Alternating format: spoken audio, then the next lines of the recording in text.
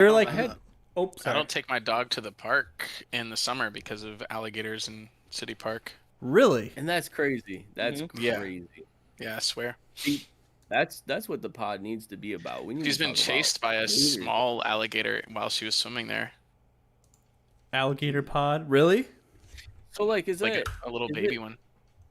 Is it like, so do you call like animal control or whatever, and like they deal with that, or is it like, oh no, it's okay, it's a city park, so the gator's fine? Well, what I've been told is that they'll relocate the gator, but yet I've seen like there's like a canal by our house called Bayou St. John, and there's a pretty large alligator in there that hasn't been relocated for quite some time. So I don't know how diligent they are about it. Let's be honest. If it's a ginormous, like if it's an adult-sized alligator, which I don't know how big that is, nobody in their right mind is gonna get in the water and relocate it. Like, they're just gonna tell you.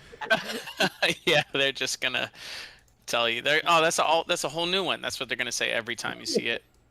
They say, no, we got rid of it. Don't worry, it's not in there. We would also say, don't get in there, but it's gone.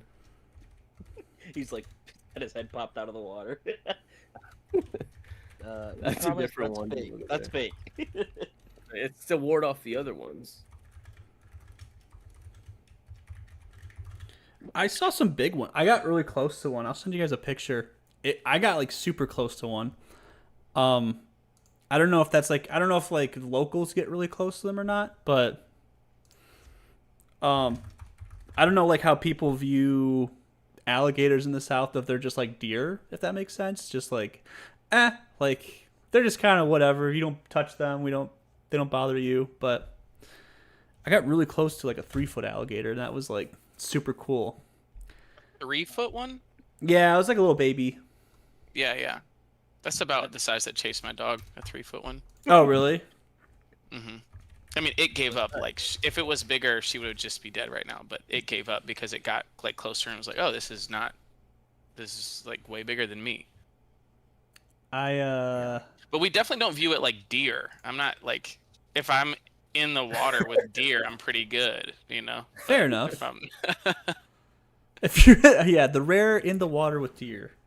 Yeah, I mean, I feel like you would want to, if there were gators, you'd want to be in the water with the deer, because I feel like the deer is the more likely thing it's going to go for. Yeah, I agree. I guess. Depends. Can you swim faster than a deer? You're in a bad situation either way. I mean, exactly. If I'm in the water with a deer, we're already not on. Are you riding the deer, or is it just there with you? What is this? The Oregon Trail? What is? Where's my text channels at? Oh, there we go. I gotta add Craig. There he is.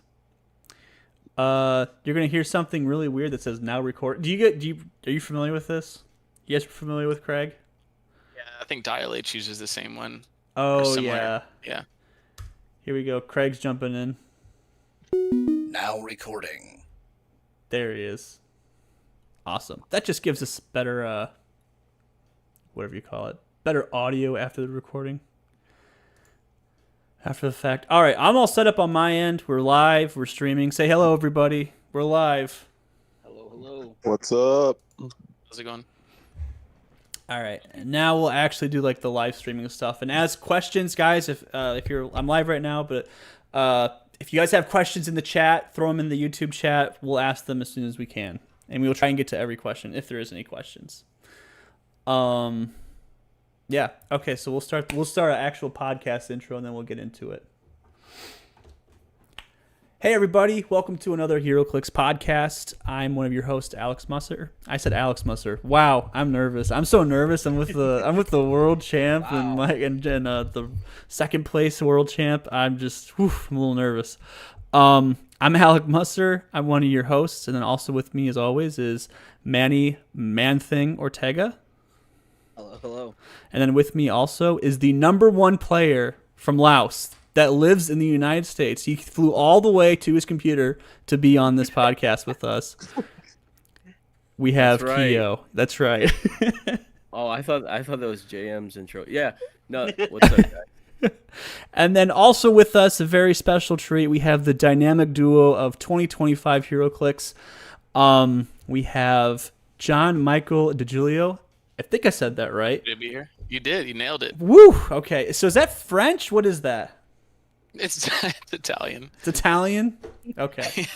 Close enough. Fragile. Yeah, some foreign stuff. Something with an accent. Something. I'm just never mind. And then with us also is the world champion Joseph Harris. Harrison. Oh my gosh, dude. I'm losing it today. Holy smokes. He spent all the time practicing jam. JM, DiGiulio. Oh my gosh, I'm cooked, guys. I'm really bad at. I don't know why I'm on here. Joe. What is up? So I mean, he did get his own name wrong. yeah, I did. Wait, what? I got whose middle name wrong? Your own name. I got my own name wrong. I got John Michael's name right, and then I just completely forgot the son in Harris. So whatever. Awesome. Before we get started, real quick, we have quite a bit to talk about. We're going to talk about Worlds, obviously. We're going to talk about HeroClix as always, but then we're going to play a game at the end. But before we get started here, we just want to know. We do this little segment on the show where we want to talk about the games that we're playing. Just talk about like what's going on in our like lives, whether games we're playing outside of HeroClix, whether it's board, video, or playground games. If you're playing tag very consistently, I mean, we want to hear about it. But yeah, so I'll go first. I'll kick us off real quick, and then we can kind of just go down the conga line, if we will. Couple games that I've been playing, and I was doing this right before we started, was a game called XCOM. I don't know if you guys ever played that game, but it's a game that's very similar, in my opinion, to HeroClix. It's a real-time strategy, and every year or every couple of years or so, I play it, and I always name my friends after some of the soldiers, and then I like to let them make decisions. It's always a lot of fun. So that's a video game I've been playing, and then also I've been really into the One Piece card game. I don't know if anyone plays card games outside of this, like in this chat right now. I do not. Not One Piece. I don't play One Piece. I play card games. Oh, okay. Oh, you play One Piece? Really? No, not this game, but I play card games. Oh yeah. Okay. All right. One Piece is fun. I'm not a big fan of some of the art. If you know, you know. But overall, it is a very fun game, and it's fun to play.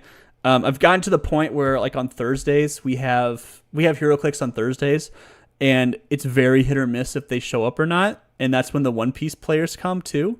So sometimes I'm like secretly just like, I kind of hope the HeroClix players don't show up because I have these One Piece decks I've been building as well. But it's all good.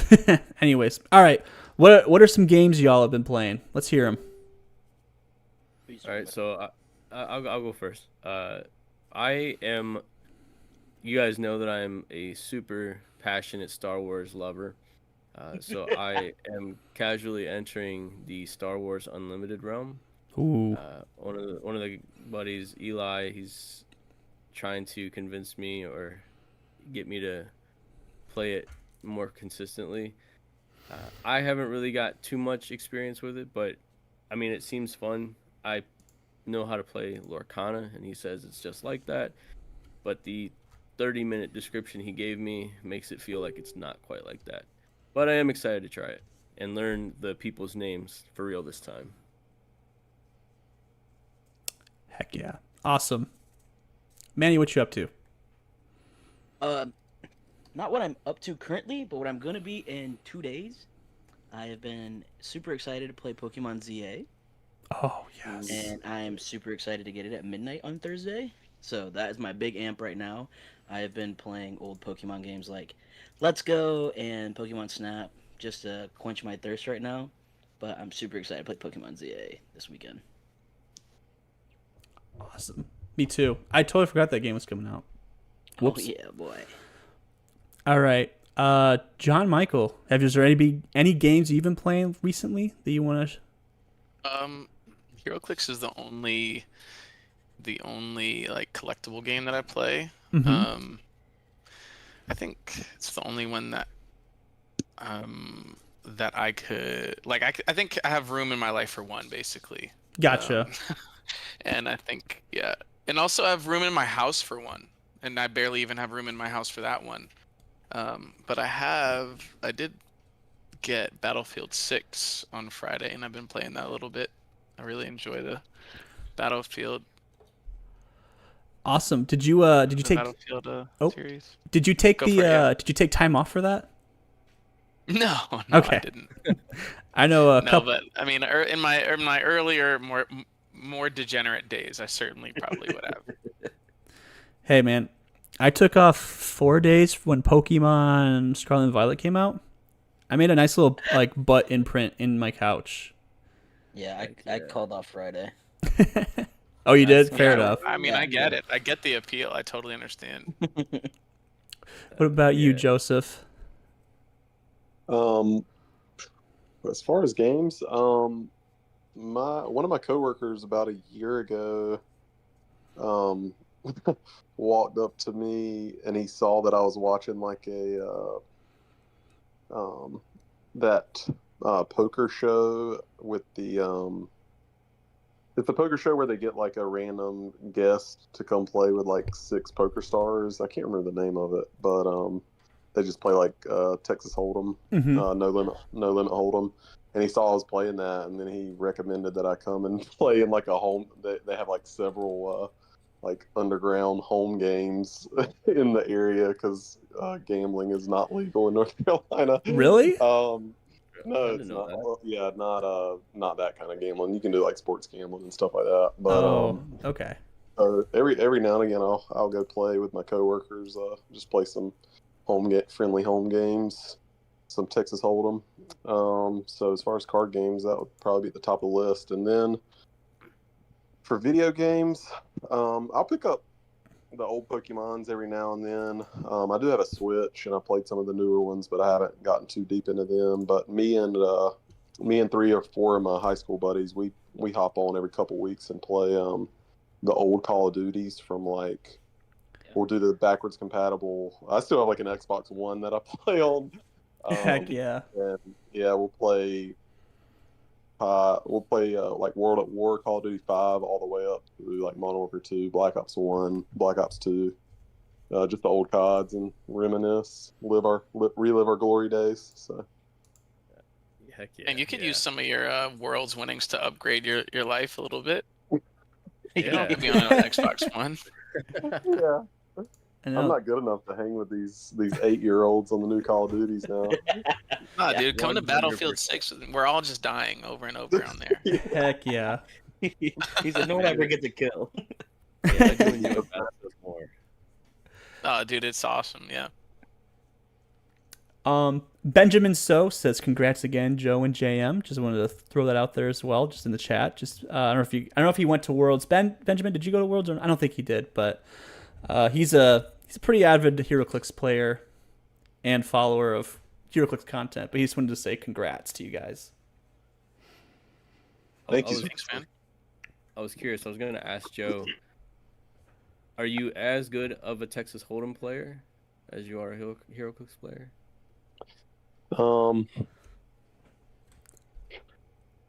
No. What's the most you've never won because you didn't gamble? The most I've ever won? Nope, the most you've never won because you don't gamble in North Carolina. Oh, the most I've never won. This is live. The most I've never won is probably. I've never won like $700 or $800 or anything like that. Yeah, me neither. He means it literally. What's the most you've lost in a coin toss? Does anyone know that reference? Probably not. I have no idea. Yeah, hold on. Give me a second. Think about it. Oh, that's No Country for Old Men. Yep. Okay, there we go. I'm glad somebody's cultured here. Well, Yeah. I've seen the movie though. Oh, you have? It's when he's in the yeah. gas station. Anton Chigurh, the hitman. Oh yeah. Yeah. What's the most remember you've that lost scene. in a coin toss? It's a good time. Yeah, absolutely. Okay, so let's move on real quick to the let's talk about Worlds real quick. Yeah, so obviously Joe won Worlds, and JM got runner up, second place, which is still like a super big feat. Let's John, let's talk about you real quick. You kind of came into the competitive scene this year, right? Yeah, pretty much. Yep. Okay, gotcha. So just running it down real quick, you I know you've gotten top 4 at all the major events, right? So you went to King of New Orleans and you got second, right? Yeah. You're gonna see a trend here. You went to CCO, correct? No, I did not. No, Okay. I went to an IC regional, but I didn't make it to a CCO. Gotcha. Okay. The CCO. The CCO. I get it. It's a pretty big trek out there for at least for us Midwestern folks. Well, the 3 of us that are up here. I did have a buy though. I would have liked to go. But yeah, it just didn't work out. Yeah, absolutely. And then you got second, 4th at Nats, right? Or top 4, right? Oh no, I got like 6th or 8th, something like that. One of those two. Okay. I'm trying to think. Yeah, because I was there. And I remember you being at one of the top tables. I can't remember. I lost in top 8 to. That's what it was. Say that. Top tables. I like the sound of that. Top tables. Yeah. Yeah. If Jane was at top tables, that means I was too. So I like to hear that. That's great. Yeah. Yeah. Keep saying that. And then you got second at Worlds. Am I missing any other major events, quote unquote? I mean, there's not. You got second at Rock Cup. Second at Rock Cup. That's what it was. That's right. And we won the national championship for teams at Nats. There you go. Okay, Yep. Gotcha. Yeah, I know that. So I follow those, but I mean, 300 Modern is really what I kind of follow more. But but those are still great achievements on their own. Yeah, that's awesome. So rookie year, I think that I saw on one of your cards, people were saying like rookie of the year. Do you, how do you like that? How do you like that, the ring of that? Yeah. I think I would have liked to win one of those instead, but I think, yeah, I'll take it. I mean, yeah, I did kind of pop up on the scene and did pretty well. I think Rock Cup is like the most surprising of them for me, at least. I had no expectations for that. Like I felt no one knew me for King of New Orleans, but I felt good about my team for King of New Orleans. Like I was like, I didn't know anybody else, but I was like, I think I could win. Yeah. But when I showed it to Rock Cup, I was like, man, I'm gonna be going home early. We all, at least for me personally, Gabriel, one of our friends, Gabriel, in our little group, was super high on Aquanix when he came out, and then it kind of fizzled out, and then you got second with Aquanix, and he was like, "I told you guys, he's so good." He's really good, and he's really good. He is really good.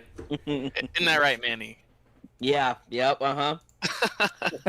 He's great. He's even better with Canon Event. Yeah, he is. Awesome. And then so through HEROCLIX, you and Joe met, right? Yeah. We met at Rock Cup briefly, and then Kenny Minks recruited me to the team that they were forming, and then we were the only people from our team that were at Nats, so I just stayed with Joe and practiced with him. Yeah, I begged him to come. Nice. And you begged him to come to Nats, or to see? Yeah, I sweetened the pot. Yeah. Yeah. Gotcha. Why would you do that? He had a little room set up. It was easy. Yeah. Was it like a needed someone else. promposal? Yeah. I was like, dude, I got a good deal with my Hilton Honors, man. It's really cheap. Don't even worry about the price. Please give me some company. Heck yeah. That's awesome. And then, yeah, so you're in New Orleans. You're based out of New Orleans. So do you have that crowd is kind of like, was it Scott Crampton? Is that really it? I don't know who else is in the New Orleans area. It's Scott Crampton, John Murillo, Fred Florick, and then it was for a while we had this father and son duo of Charles and Connor Vernado, but Connor's since gone to college, and now I'm trying to convince him to actually be part of Wes Summers' group, which I don't think he takes much convincing. He wants to, but it's just not working out. Yeah, our play group has kind of dissipated a little bit in the last few months. But yeah, I feel that. Also, by the way, Wes Summer says, "Yo, what up, guys?" So just shout out to Wes. What's up, Wes? my man. McConnell Lamar says, "Congrats to Joe and JM. What do you all look for when recruiting to the syndicate?" This is how the questions are going to be. They might just be kind of random. So if you guys want to jump in with that, go ahead. You want to go first, JM? No, you go first. I'll just piggyback off of you. I think we look for similar things, though. Dang it! I was gonna do the same thing. I think we definitely when me and Kenny and Nick formed the syndicate at Rock Cup after we had a really good showing in the team's Highlander modern event there. Me and Nick were not thinking about a team at all, and then Kenny really kind of inspired the idea after that event, and we went along with it, and it's been a real blessing. But we were talking, and we wanted solid players, obviously, and but we wanted, above all else, we wanted players that, I would say 95% of the players that you play against in HEROCLIX are enjoyable experiences, but we wanted players that really stood out in the sense of when you sit across from that person, whether they're like whooping your butt or not, it's like, wow, this is a really enjoyable play experience. And this guy, he's not so concerned about winning. He just wants the game to be played the right way. Not just not doing gotchas. That's a great, way to show sportsmanship, but in the sense of going out of their way to say, hey, don't forget, I have this ability here. So if you move here, like that's, like kind of giving pointers throughout the game just to keep the game state flowing and to not like to just play the game that, the way it's supposed to be played in a sense. So really, yeah, I mean, we do want good players for sure, and competitive players and consistent players. But I think above all else, just players that are honorable and show a lot of integrity in the way they play. Yeah, 100%. I mean, yeah, I don't know how much more I can add to that really, but it's really about, for me, it's about the play experience that someone has sitting across from all the people on our team. Like I want you to like play anybody on our team and afterwards be like, that was like a great game, regardless of win or loss. I want you to also be like, man, they kicked my ass. But that's kind of secondary to that was an enjoyable game of HEROCLIX. Like, and this guy's not on our team, but I like a really memorable moment for me at Rock Cup was playing against Isaac. And if you've never played against Isaac, you should know that like Isaac wants you to feel good about your turn and your actions. And this is like the one of the best players ever, if not the best player ever. And it left such an impression on me playing against Isaac that he's like, yeah, you can, like, you didn't roll dice yet, or like, you just take it back, like, feel good. And he's like, but like if you have shape change, he'll like declare an attack and be like, you need to roll shape change. He's not, and so like that to me is exemplary of like what I want. I want somebody who's like Joe said, trying to play the game the right way. I also think it speaks to like a level of like that in and of itself speaks to a level of competitiveness. At least this is how I think of it, and like why I play that way. Like I want to beat someone when they're playing their best and they're on top of their game. I don't want to beat someone because they made a critical error. And I don't think I'm going to get better as a player, like game to game, if I'm relying on other people to make errors. 100%. Yeah. And I'm like, personally, I think some people are really competitive. I'm really competitive too, but I'm more competitive with myself than I am with my opponent. Like I am the result of the game isn't the part that like bothers me. It or the dice or anything. It's whether or not I played well or I made mistakes or didn't make mistakes. So um and that way like I'm competing with myself to just be better than I was last game and to play this game the best I possibly can. And win or lose, like I'll feel good as long as I did that. And I want someone else to feel like they gave it like they had their best shot at me. Hmm. And I think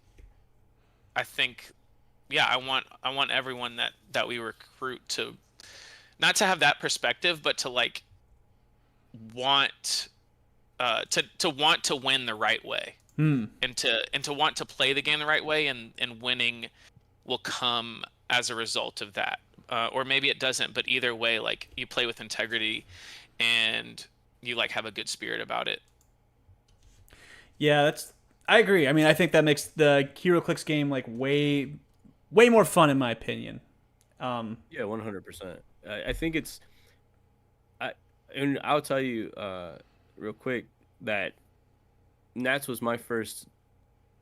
Well, Columbus Icy was my first like. Okay, I'm playing in a room full of people that are pretty good at the game, and there's some big names and whatnot.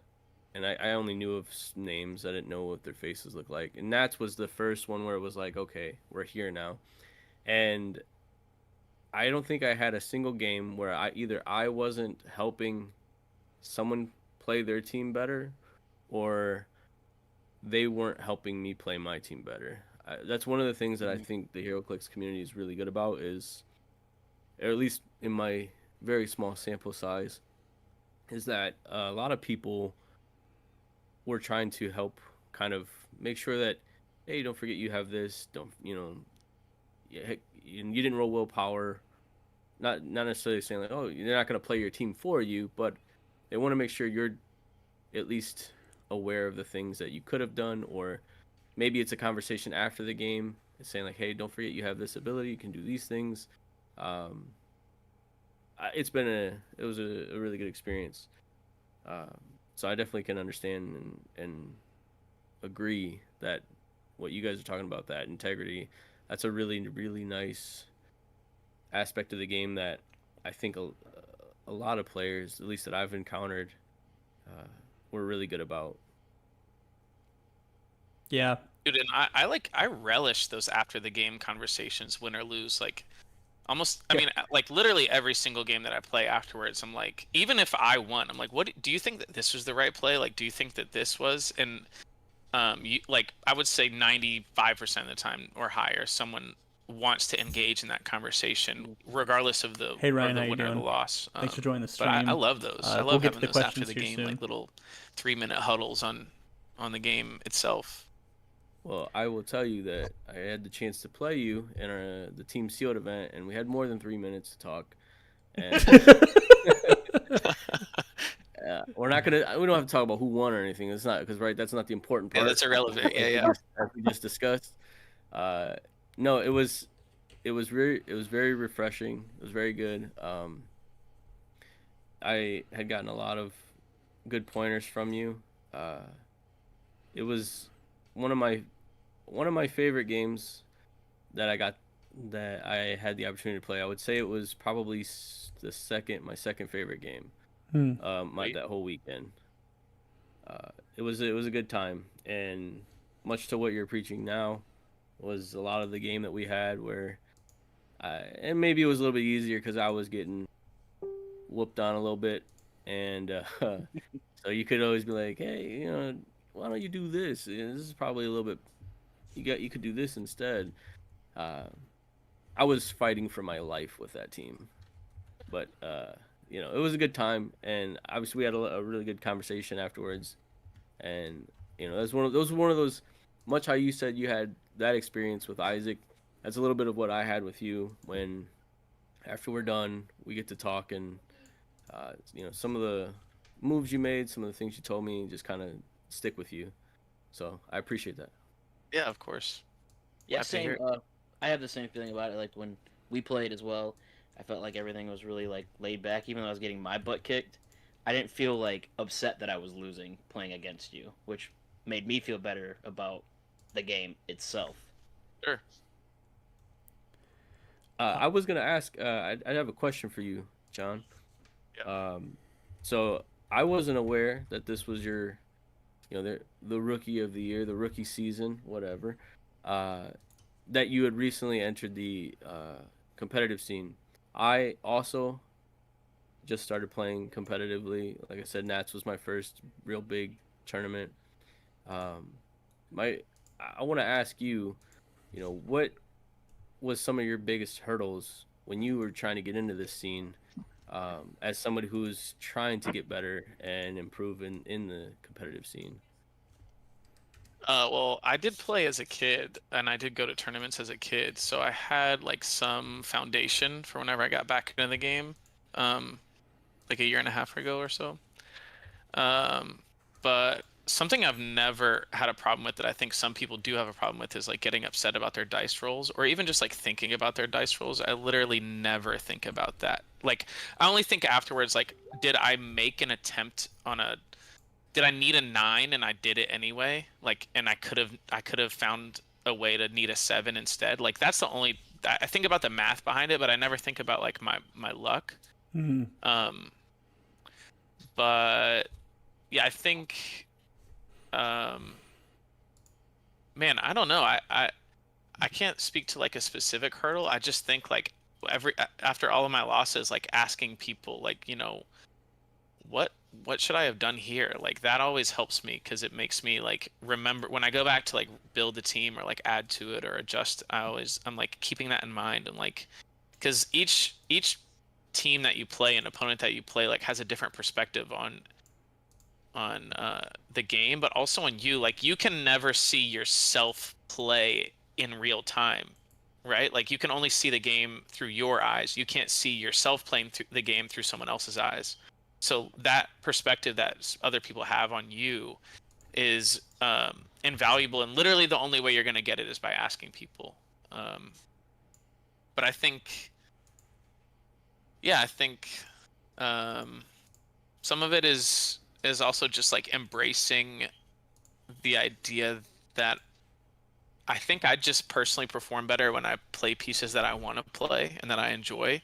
I don't know if that's true for everybody, but just like not shying away from that. Some people like, and I'll call out Scott Crampton for this. Like Scott Crampton and I were practicing before Rock Cup, and he was like, dude, I think, if you took Kang the Conqueror off of this team, like you might be able to make like top 8 or something. This team is good. And I'm like, yeah, but this is like, that's what I want to play. Like the team is built around King the Conqueror. Like I'm going to play him. I'm not going to like win. Yeah. And then I like beat Scott in top 4. And he like made that joke about, he's like, dude, I tried to tell you not to play this piece. Like what was I talking about? And that's when I like started to embrace the idea of like, I'm just going to play like the pieces that I want to play, as long as they're above a certain level of competent, in terms of how good the piece is. Like I think being into the piece and into the team and like being interested and thoughtful about it is really important to me, to utilize like the most of my brain power, because otherwise I'm just gonna feel like, I don't know, just uninterested. So like just playing a piece that sings to you, playing like a style of a team that really vibes with you, I think is really essential, rather than trying to curb what you're doing to fit what the perceived meta is, basically. Yeah, for sure.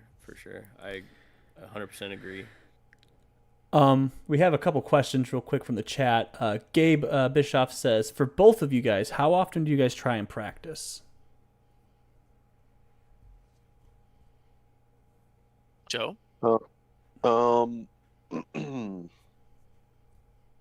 Well, it's kind of hit and miss throughout the year, but I would say leading up to an event, at least probably twice a week. I don't really have a I don't have a local scene that's like really close to me. The closest local scene I have is about 2 hours. So I have to play a lot of Roll20, especially when practicing for bigger events. But yeah, I would say like before Nats, I didn't really.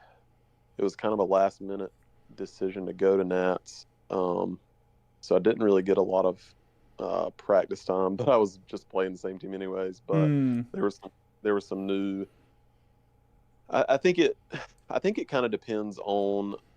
It depends on a lot of different things, but the biggest thing would be familiarity with the team that you're thinking about running. And going into Nats, I had already ran that team at HEROCLIX, and I thought it was even stronger now with Destroyer Armor on Colossus instead of the motorcycle. So pretty much the only matchup. Yeah, I was right. Yeah, hot take there. Destroyer is better than motorcycle. Yeah, just I think it just depends on the meta. Like going into the meta at Nats, I felt like it was fairly similar to the one that was at HEROCLIX, other than like Spot and Spirit of Vengeance. And I knew Spot was going to be a harder matchup. That was just kind of a coin toss if I could hit my rollouts or not.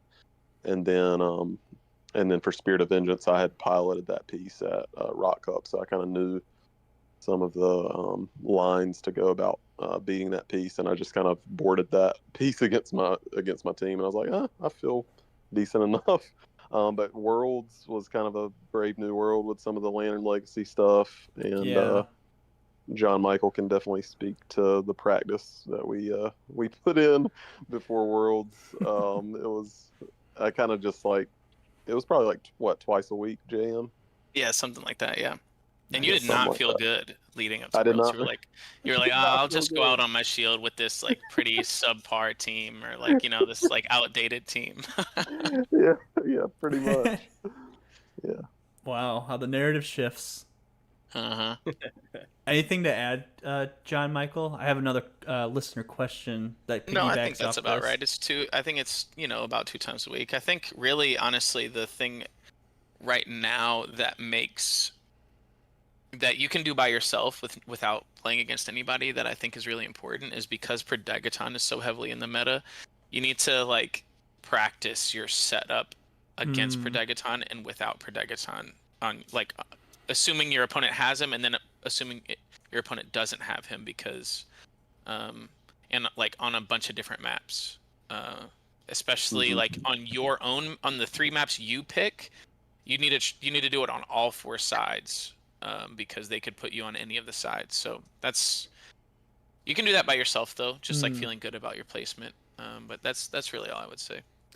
And then Wesley Summers, piggybacking off that kind of question, my question is about practice philosophy. Like, what is your guys' practice philosophy? And he goes on to say, you've both made small adaptations to your teams over long periods of time rather than going the other way. So he was just wondering what goes into that, the practice philosophy. I think that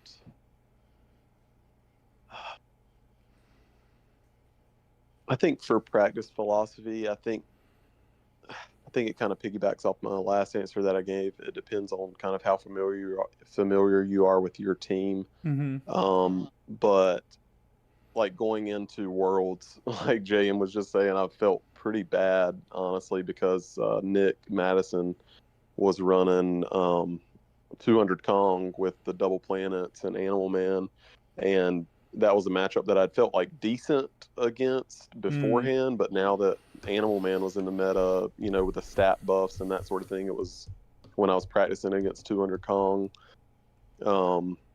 with my like the older version of my team, I just got kind of thrashed, and then I, just started making minor, just like the first game after, like we practiced one game and he just completely destroyed me, and I might have hit a couple attacks, but I just could never break through a stop click or the imperviouses he would hit. He would hit some of his impervs and stuff like that. And after that game, it was like it clearly like it clearly hit me. I was like, man, I don't think I'm going to be able to run this team at Worlds unless I have Mind Gem on the sideline to get rid of the reducers or like whatever power that I need to get rid of off of Kong for an entire turn, or just like positioning and that sort of thing. I can't really speak to it too much with my own team because I made like very minor changes to it. John Michael can speak to it more because he did make some pretty substantial changes to his team.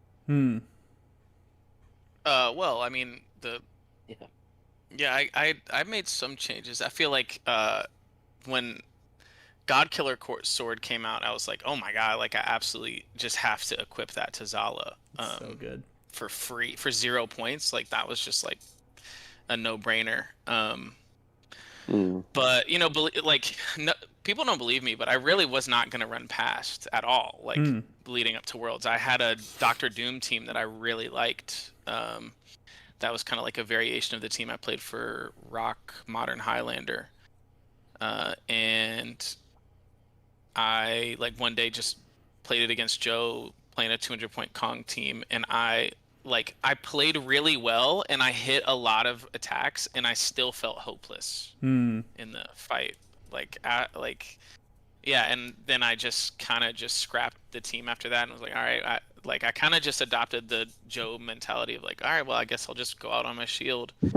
And so I was stuck in this dilemma of whether or not I would stick with theme or would I put Chair Panther on the team to be able to take away SOV pilots and fortify. I felt like I could handle Beetlejuice hitting the board. Like I pull Beetlejuice out myself sometimes.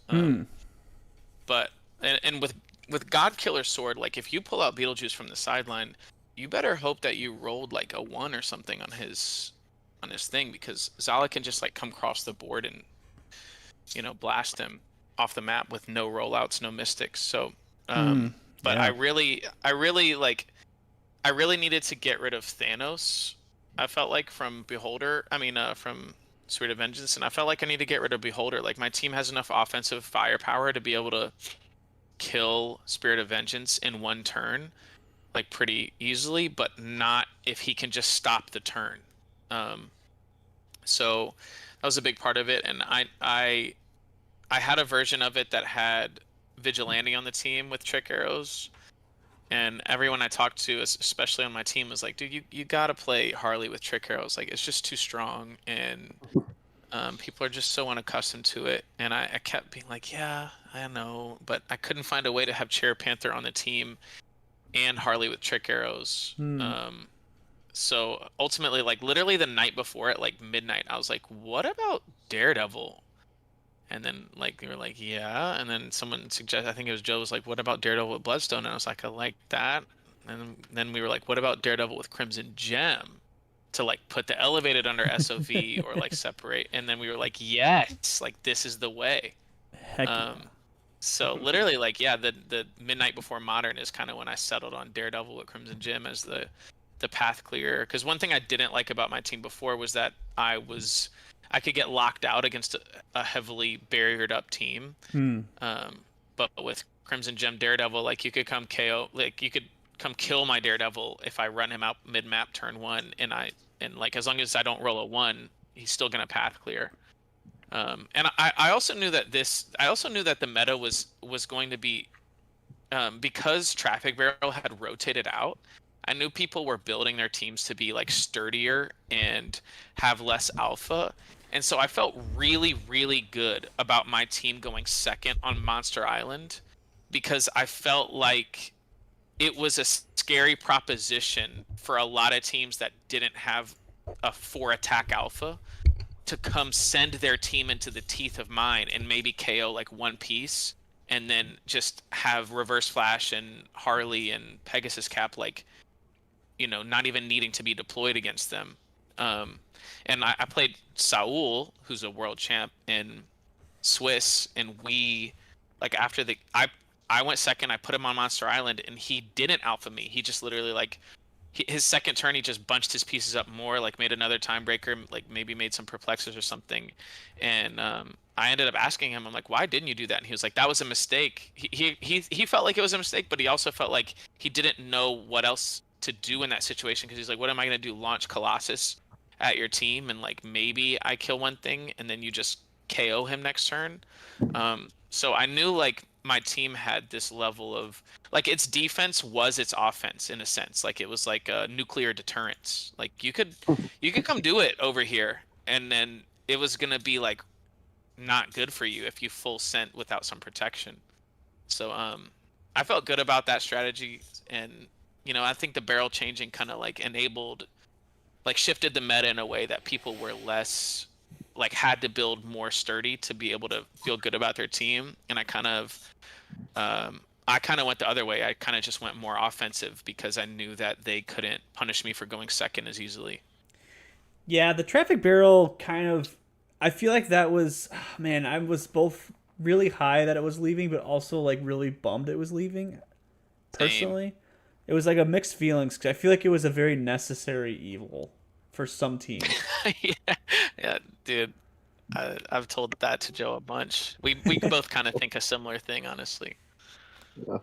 I think one more thing to add with the with like philosophy when you're team building and test playing is, and this is what I really enjoyed having a team for, like going to an event with a team for the first time, was even if we didn't get to practice against all of the top meta teams that we thought were going to be at the event, we kind of, the weeks leading up to Worlds, we kind of put together like a ringer of, hey, this is these are the top 4 to 5 teams that we're going to see. 200 Point Kong, Colossus Ghost Rider, Colossus SOV, or some SOV variant, and then 2 other honorable mention teams of Collector or something like Collector that, and Cast or something like that. yeah, Mm. Collector, and just even most of what I was concerned with was Kong, so that's like 90% of what I practiced against.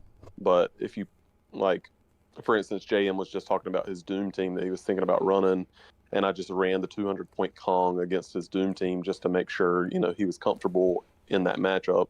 Yeah, because that was the matchup I felt worse about.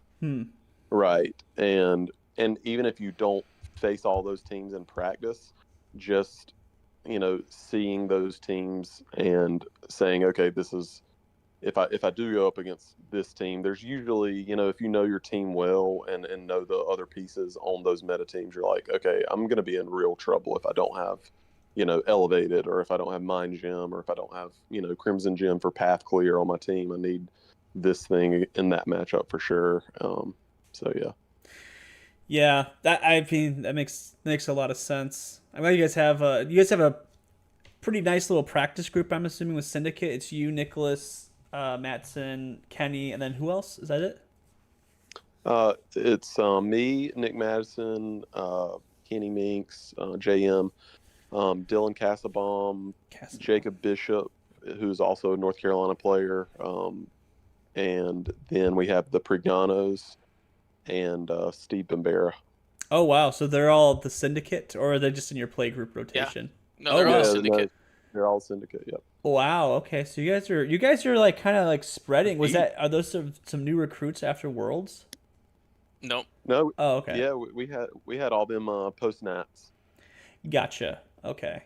Yep. And to just brag on them a little bit, every single elimination from our team in Top Cut was to another member of our team. Oh, I mean that's cool. I mean I'm glad it goes out that way, but also it's like you fly all that way to face your own player. Like I mean, I guess in Top Cut you really can't handle it. I think it's pretty sweet, honestly. I mean, it just like it. It was hard to leave that day feeling like we weren't the best team. Yeah. Oh, 100%. If our only losses were to us, Yeah, well, the ballers weren't there. The ballers were not at Worlds. Yeah. There you go. Nor I mean, although I did lose to both people from Syndicate, so all the Prignanos I've played. 2 Prignanos, and I played 2 Prignanos at CCO, beat them, and I beat Kenny Mix at Nats in 2024. So I feel pretty good about that matchup. Yeah. We Fair played them. enough. He wasn't they on were the at team. He was on the team. Oh, okay. He's leveled up. He's leveled Yeah. up since then. I love Kenny. He's a good dude. I like talking to him. So, Yeah.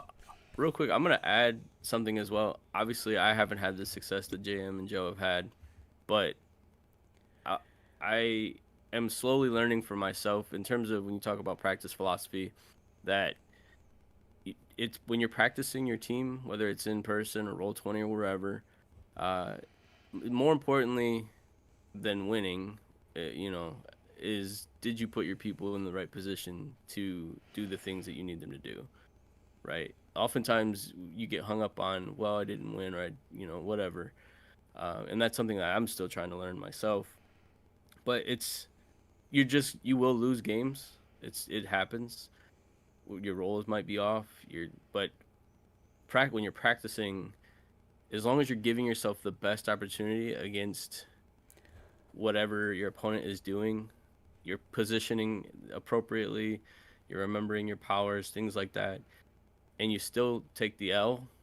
I mean, you did what you could do, and that you should be proud of that. It's not. Don't, when it comes to practicing, don't like, oh, well, my team, it stinks, it lost. It might have lost because maybe you didn't put people in the right places, or, so try to learn from those things.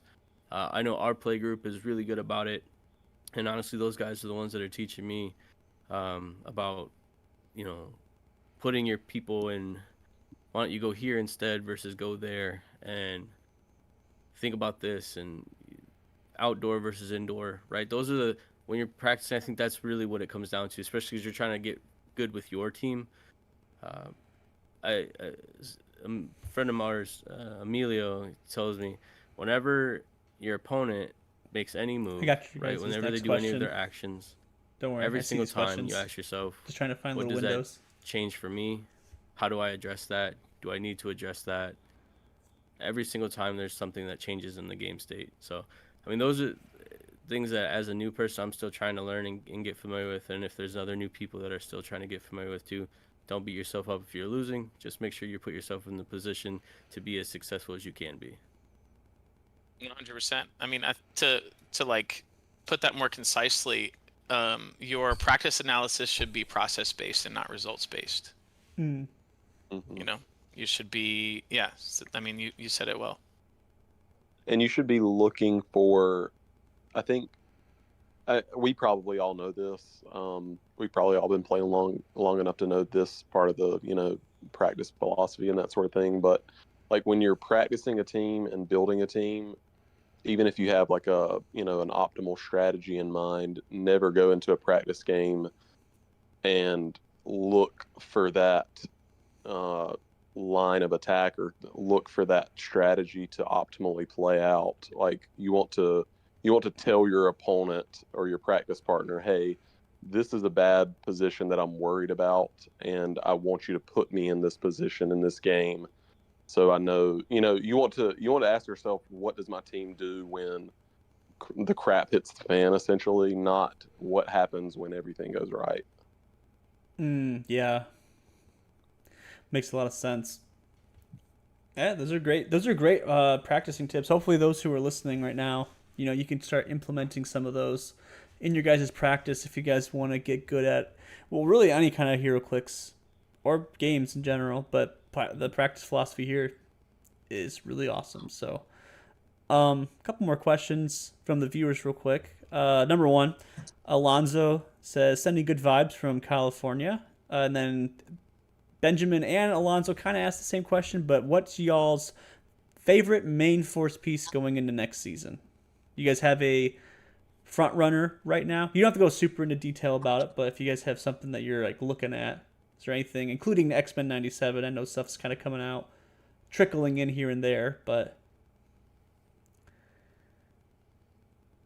Joe? Oh, you just want me to go first every time? You're the champ. This will be for... This will be... Champ goes first. Come on. Yeah. People are here to hear you. Yeah. I'm just second. First in my heart. I think that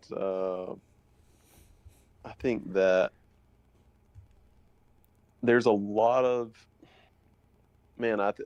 Just taking a look at JM's team, like he barely lost like anything, and he just had a lot of stout, solid attackers. One that I've been looking at a lot is he was like the only one that I saw play in Reverse Flash with Animal Man. He was the only one that I saw play in Reverse Flash main force. I'm sure there were some other ones, but Reverse Flash with Animal Man, just those hyper efficient pieces on their own, and just adding Animal Man to them to add survivability and that sort of thing. There's probably just a ton of pieces that were above average or maybe just average, but adding Animal Man to them to switch to a reducer after going in for an attack and something like that. Those pieces I'm looking at. And then pieces that I'm really excited about going forward. I think Lobo Prime is a very interesting one. It's a very fun one to team build with. And then I would say a couple from the X-Men 97 that are really piquing my interest would be I really like a lot of the chases, honestly. I like Jubilee a lot, bringing back the old school pulse wave, single target pulse wave. I like they finally made a good cable, a good cable. Actually in the box this time. Yeah, the Prime cable. Oh, it's so freaking good. He's pretty solid. Just being able to just blow teams up with pulse wave with 3 damage knockback. Both of the night crawlers are gonna see a lot of play from me. I love Nightcrawler as a character, and both of those pieces are just really awesome. And that Chase Wolverine is also really, really sick. Yeah, man. If you haven't played Reverse Flash with Animal Man, just do it. Like you're gonna feel so good about that if you're listening and you're like, what? Like it's so brain dead. Like it's just it's so good. I agree. Yeah. It's so freaking good. I love that. It's ridiculous. I mean, like giving him exploit. He's insane. I think like I'm not a. This is kind of true for like video games that I play too. I don't necessarily like hop onto the new thing that quickly. I'm like and especially because I've spent so much time like playing one team for the last 9 months. I'm excited to play stuff that I haven't played. And the main piece that I really am focused on and want to board at a tournament is Prime Panther. Oh, I'm yeah. really looking forward to playing that dude. Hey, there you go, Keo. That's my dude. Yeah, he's the man. I absolutely like. I've played him and I've played him many times, just never at a tournament. But every time I played him, he's just an absolute blast to play. And he's just always. I feel like you look at him and you're like 85 points. Like that is kind of steep. But then you play him and you're like, nope, that was well worth 85 points. Yeah, like so that good. was. Good. He's ridiculous, and he's putting out so much damage. I didn't play him at Worlds. I almost did. I think Vigilante is really fun and an incredible 30-point piece. I know Trick Arrows, like a lot of the good ones, rotated, but he's even if you don't equip Trick Arrows for free on him, which you should, they're free, but like he's still just 30 points of making 2 attacks and 5 clicks deep and pen size 6 range. Like he's just a good piece. And yeah, I think those are like the main ones I'm thinking about right now. I mean, I'm gonna be playing Doom this year for sure. Like I've been ever since I met Emilio at Nats, I've been talking to him about Doom. Like we've played against each other with Doom. I've played. I just always run my Doom ideas by him, but I'm a giant fan of that piece. So Don't build his head up. Y'all all say that about him, but Nah, he's good. He's a good guy. He's a good guy. Yeah. We love him. I feel like every time we say Doom, he like gets a little tingle in the back of his neck. Yeah, it's a little Spidey sense. He's He's probably itching at home right now. He's like, Yeah, Doom? exactly. he was kind of bummed whenever I told him. I was like, dude, I don't think I can play Doom at Worlds because, and he was like, I do get it though. I think Doom kind of really like so some pieces and some play styles like are very hyper offense. There's defensive shells. I think Doom slots into like the very technical category. Like you have to be very technical, not a very technical player, but just that piece has like so many moving parts with the Doom bots and what you can do with them. Yeah, It's There's there's like a really like varying play experience each time you play Doom. Like there's so many possibilities for how the game could go. Yeah, exactly. And especially if you run like trick arrows or you run the serpent crown, which we've seen some of that stuff here. Yep. I mean, he can really build him however you want. Also, the ring of TK, being able to do that through the Doom bots is really solid too. Yeah, for free. Sure, yeah. Yeah. But like all these things are just like, I don't know. It's just like it's a lot of moving pieces. Personally, not my playstyle, but if you can pull it off, you can do really good things with it. I think people write off those pieces really often because they do take a lot of time to like hone in, and they take a lot of like technicality to play it correctly. But there's nothing wrong with that. But definitely Doom's a really good piece moving forward. Manny and Keel, let's have you guys all answer this question. Yeah, sure. Oh, yeah. Oh, you meant this question. I thought there was another one coming. All right, my bad. Sorry, my bad. No, yeah, you're good. I'll spill the sauce right now. So, as Joe was saying, and I think a lot of the HEROCLIX community is probably onto it as well. Animal Man is good. He's pretty good. Yeah, hot take. He's all right. I don't know. And him, I 100% agree with him giving new life to people who maybe weren't at the top of the board once upon a time. I'll tell you right now, I'm most excited to start fielding Captain Universe with Animal Man. He gives him super senses 4 through 6, or I can give him Invincible, which Invincible Impervious, or Exploit. He's got the unavoidable blades at the end of his dial. Cosmic can't be outwitted unless you're using like nth metal and stuff. But I mean, he's a guy who, going back to what JM was saying, you want to play the pieces you love. I love that piece. I couldn't just rationalize playing him for 100 points, plus the equipment to give him like 15 points for senses off of the motorcycle. But I think Animal Man gives a lot more utility, and it's pieces like him that I think people are gonna start moving and looking at. At least I hope so, because Animal Man just does so much for so many people. Yeah, I totally agree. How about you, Manny? Okay, so for me, I personally, I think I'm a different kind of player than compared to some of you guys. I don't think I'm that into the meta stuff or like the modern stuff. This is my first time playing in modern stuff, and I've been playing the game for years, since 2014. Me and Alex started the same year. This is my first year like getting into modern, and I had a blast. I enjoyed it. I enjoyed every time I played, but I'm not into like the hardcore, like I gotta know these figures, I gotta play these figures, I gotta pay attention to what this one does right now. So honestly, right now, I have no idea what I'm gonna be doing for any modern thing right now. I haven't even started trying to build teams, but I do like X-Men, so I might look into some X-Men to play. But as of right now, I'm pretty open with what I'm playing.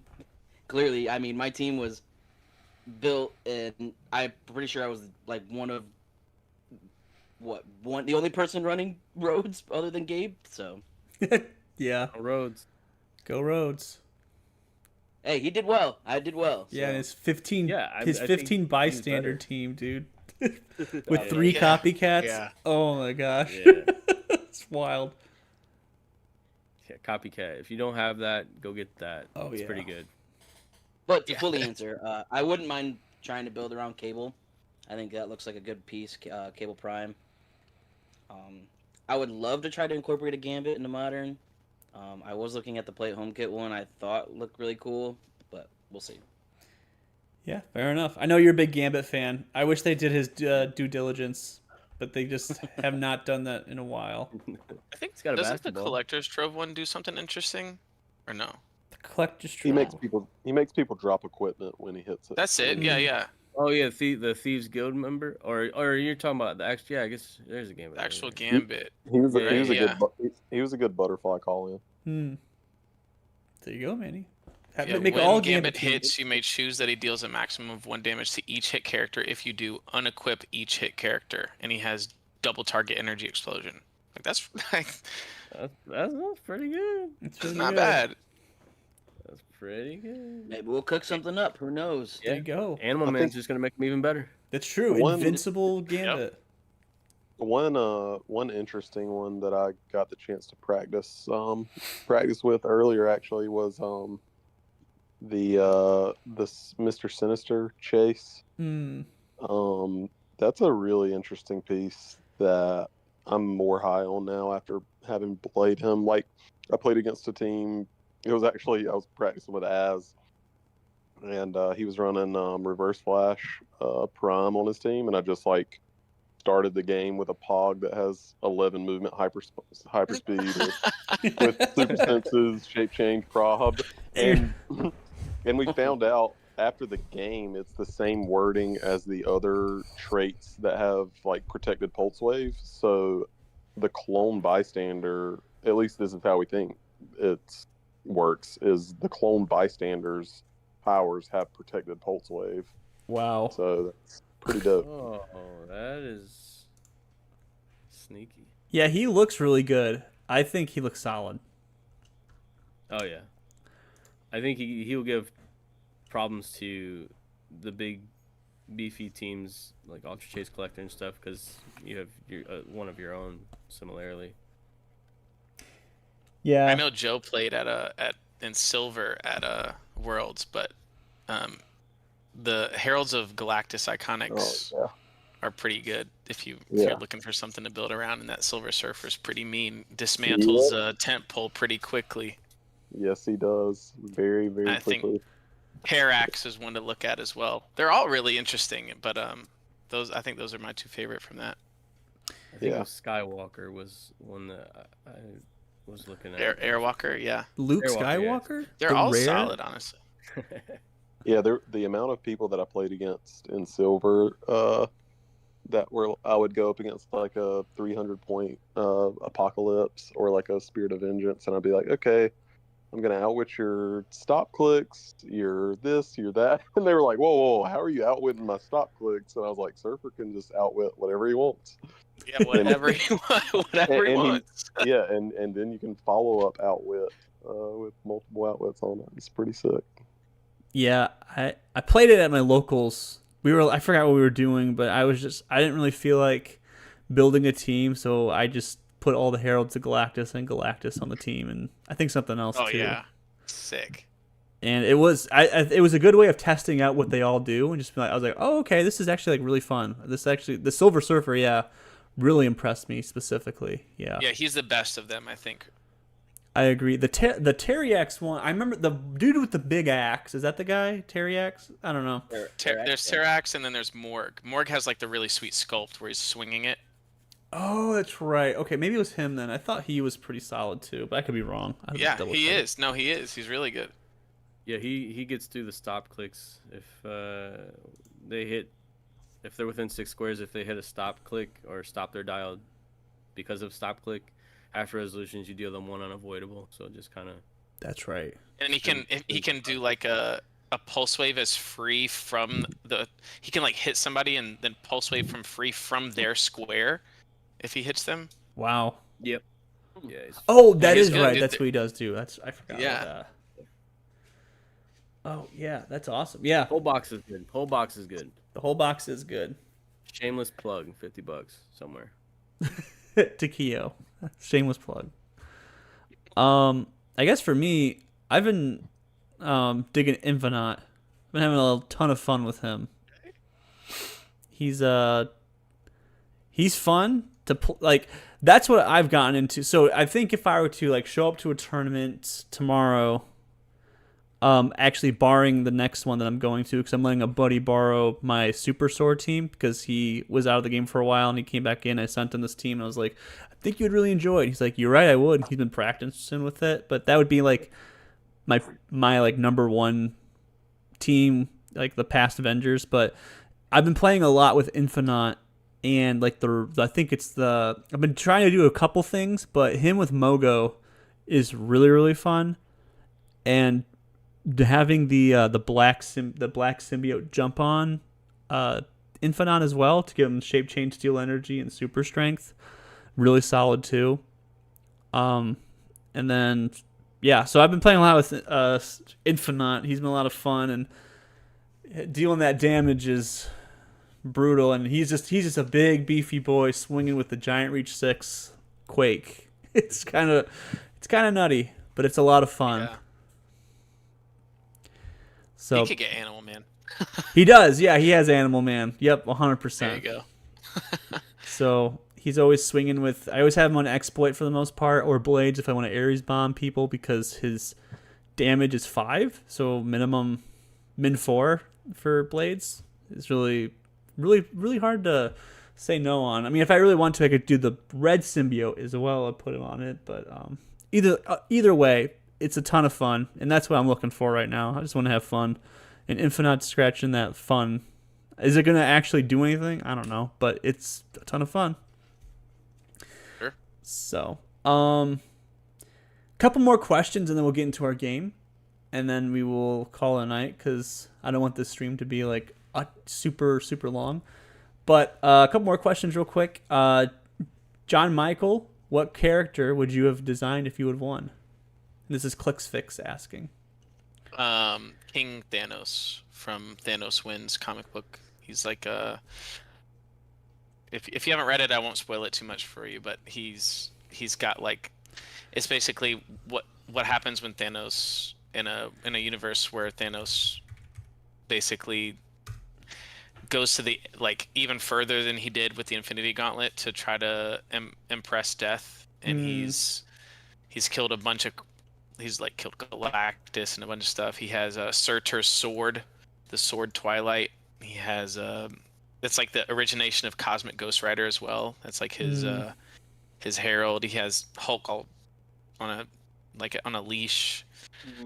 Yeah, so I'd make like a collector-esque level King Thanos, where he'd be like 200 points and a one-man army type of deal.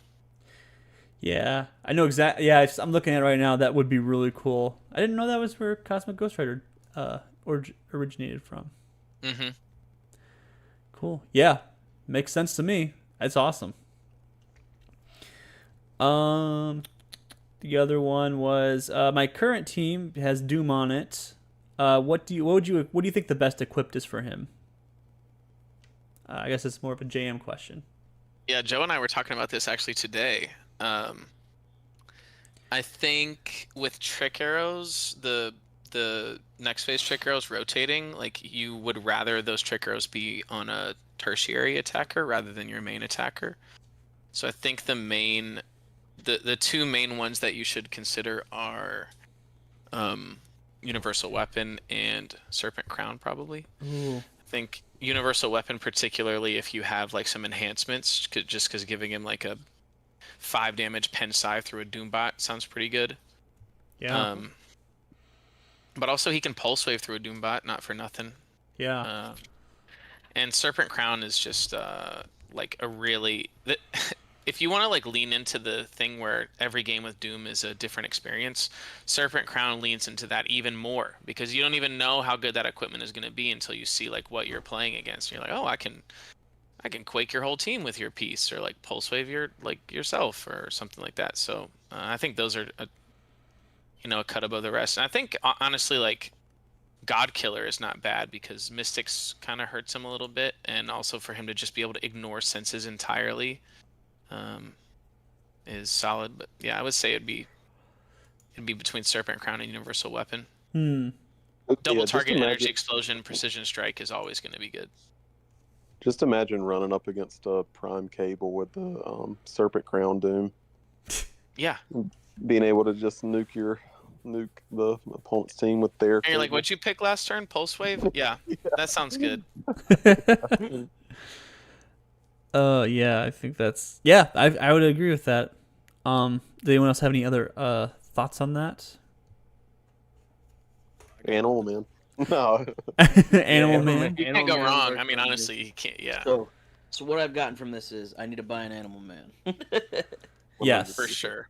Yeah. Oh yeah. I guess listeners and you guys, just so you guys know, Manny is a grade A DC hater. So he does not buy DC figures if he does not have to.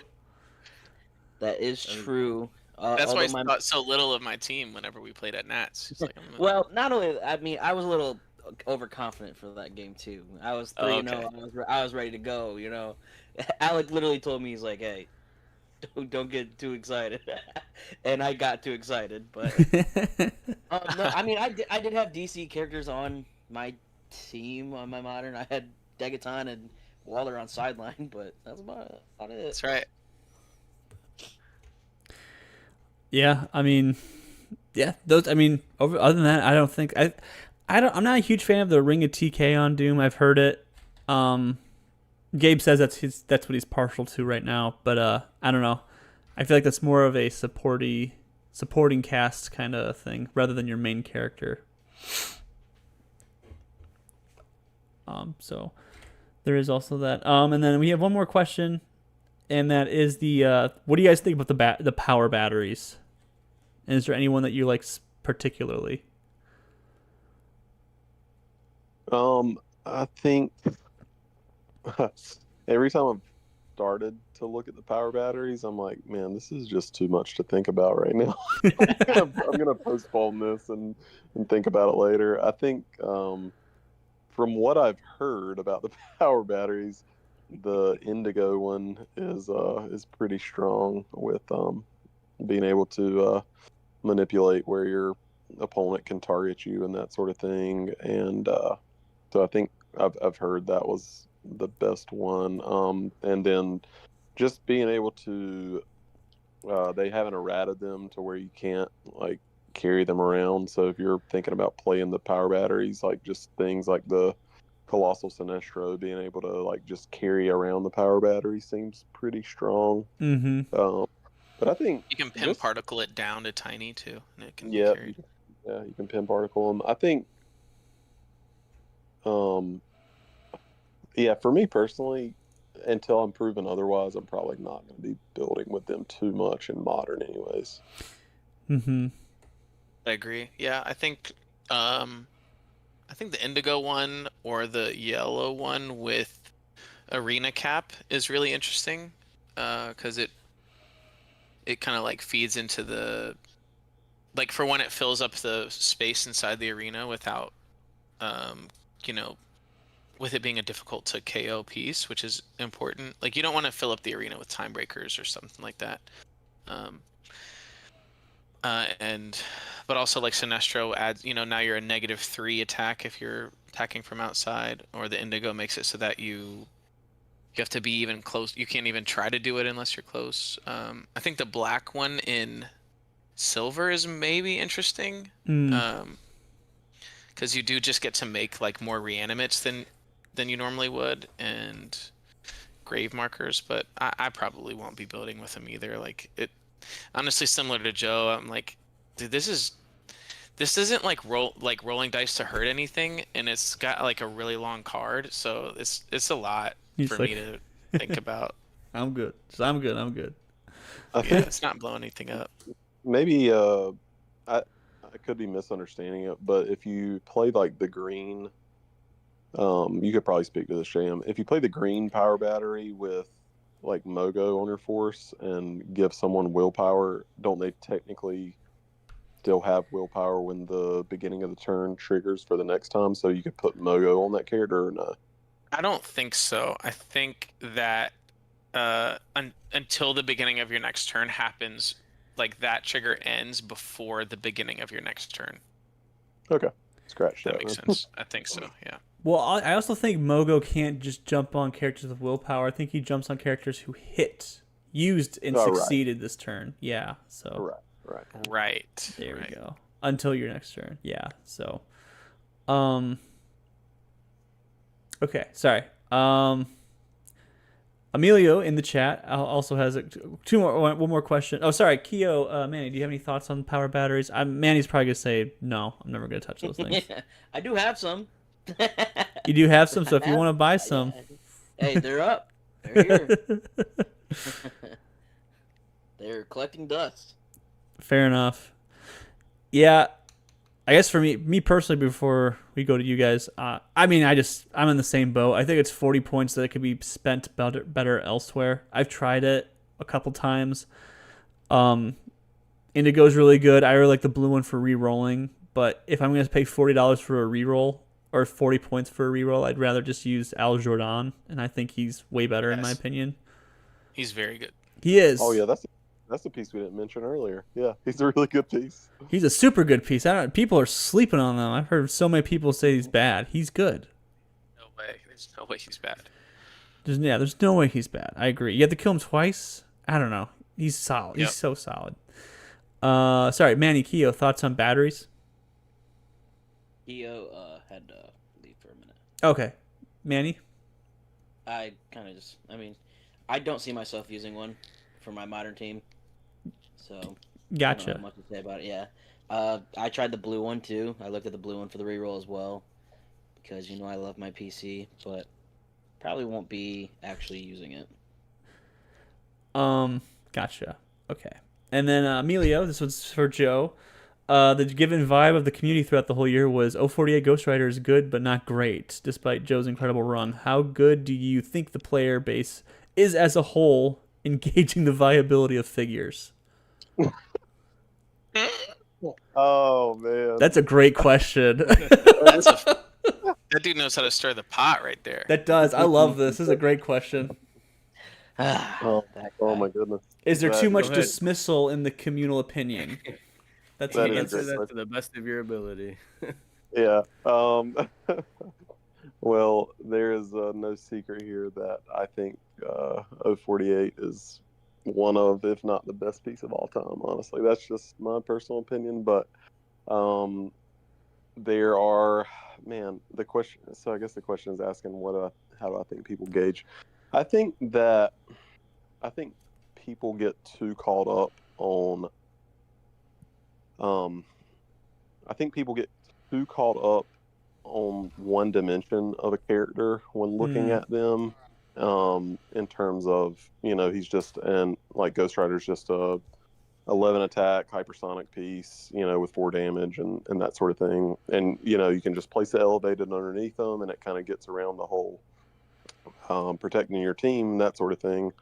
But honestly, like the way that I played my team, and I think the way that good like modern age builds with Ghost Rider, like Emilio's Doom build with Ghost Rider, like it didn't really matter. Like you didn't kind of just like throw your hands up and say, oh no, they placed the elevated underneath Ghost Rider when they did that. You kind of knew that was going to happen. And the thing with Ghost Rider is JM worded it really good in one of the podcasts. I heard him talk about Ghost Rider as a piece, and like you can't look at one dimension. You look at the way that the piece affects the board as a whole, and Ghost Rider in a unique way that no piece ever has before affects the board in a way that says, "Hey, I'm not going to be able to effectively play my team unless I deal with Ghost Rider in either taking him off the board or answering him in some way like elevated or time breakers or something like that." If you just like look at the game that me and John Michael played, and he talked about this on HEROCLIX, like if you take any other piece and put in the place of Ghost Rider in that match, it's a lot easier for him to just go up there with Pegasus Cap and Harley and multiple attackers on that first turn. But, he had to go up there and place the elevated and that sort of thing. So I think when you're looking at a piece and gauging its effectiveness, you can't just look at one dimension on top of the stats and everything else. We had Chthon. You have the pilot that he gets, multiple powers from that he can always use. I just think, yeah, I think, I think the community. There was a lot of people that did recognize Ghost Rider as one of the best pieces in the game, but then you have, like amazing players like Lucas and Az and the JSA podcast. And yeah, just if you want my honest opinion, they were horrid takes from amazing players. Heck yes. Stir that Let pot. it rip. Absolutely trash takes from amazing players. It's, you know what though, that's very, it's very common. There's a lot of that happens a lot. Like, it's not a uncommon thing. I just think people are too afraid to like say that. And also I think some people get hurt when, not hurt, but I think some people say a figure's good and then they're not, or a figure's bad, and then aren't willing to go back on their word and say like, oh, you know what, I was wrong. I mean, Yes. Yeah. They'd rather continue to be wrong than admit that they were once wrong, which is crazy.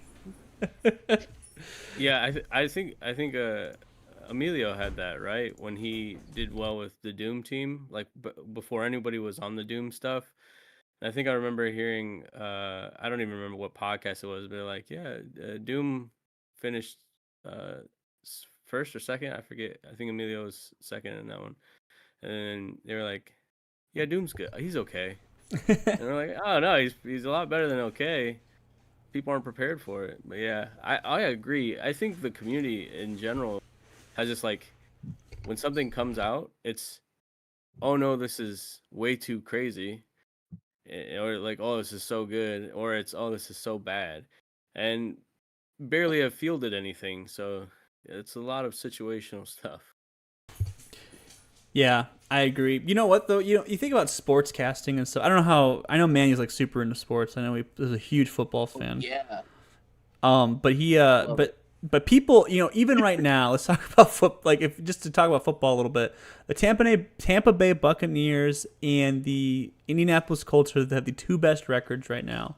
And people were wrong about them, and people didn't have them in their top 10 and stuff like that. But they're going back on it, and they're like, oh, yeah, they're a lot better than that's happening. And I guess it's kind of weird that we don't say that about figures, and we don't say, like, oh, that's a bad figure objectively, or that's a good figure that objectively, and aren't able to, like, flip them around. Like, there's times, like, for instance, like Ghost Surfer. I remember when Ghost Surfer got introduced, people were like, this figure is really good, and it's going to be played everywhere. And then it got played absolutely nowhere because people played with him and were like, oh, shoot, this isn't good. So, it's very interesting. I think we got to be all okay with saying this figure looks good and looks like fun, or this figure looks bad or whatever, and then being proven wrong. Don't let podcasters, don't let people who are good at the game and stuff like that, don't let them tell you what and what not to play. You play what you want to play, and maybe you're one of those people that has that personality that when people tell you no, you say yes. But yeah, if the figure something looks fun, like my buddy's trying to play White Lantern Superman, I think that figure's dog water, but I don't think that should like stop him from playing it, because I think it's like maybe there is something, and maybe I just haven't explored it yet. Play it's your almost cute there. Little dog water figure, man. Yeah. Go for it. Yeah. Play your dog water figure. I think it's really bad, but I don't. The only one I feel objectively bad about is the Green Lantern Flash duo that got a legacy card. That is actual dog water. I think the legacy card is objectively Really awful. bad. It's Oh really bad. man, what a swing and a miss. I feel so bad for saying that, but because I feel so bad because what could have been. It could have been really cool, but they decided no. I feel bad Sweet because sculpt, people were buying sweet it. sculpt. They're buying it before the card, or suspecting the card, and it's $100, and then you see the card, and you're like, oh my god, throw it Yeah. away. I don't feel bad about that. That's just. I have a legacy card sitting on my coffee table. Like, I don't even. It's just It's not a put coaster. away. He's using it as a coaster.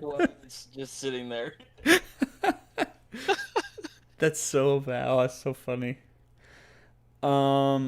Okay, yeah. So let's cut the. I mean, if you guys want to keep on asking questions, we'll do that. But now we're going to play a little game, and hopefully it doesn't take super long. But because I understand some of us are on the East Coast time, so it's getting a little late.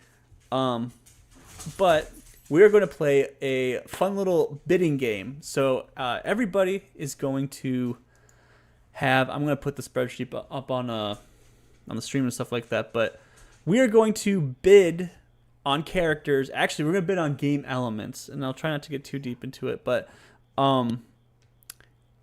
we're going to bid on game elements moving forward in Modern 300. Now, everyone is going to be allotted $30. That is the fictional budget for this, okay? And I'm going to put a character up for bid, and then the starting bid will always be $1. And then you guys can have a bidding war or just pass on it in general. But we will do some bidding wars, and hopefully you guys will try and have bidding, outbid each other to make the perfect 300-point team. Now, and there's going to be one-shots, there's going to be sideline elements, there'll be main forces. I think that we'll keep that. I'm not going to do maps or anything or equipment. But yeah, are you guys ready to do this? Does this sound fun? Yeah. Yeah. I'm gonna try. Absolutely.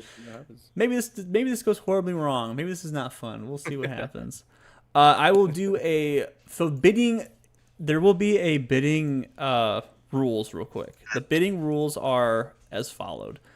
There'll be 25 seconds per character. If you bid within the I think I said 3 seconds maybe. If you bid within 3 seconds of the time going out, it'll reset back to 5 seconds. So there is no stream sniping, if that makes sense.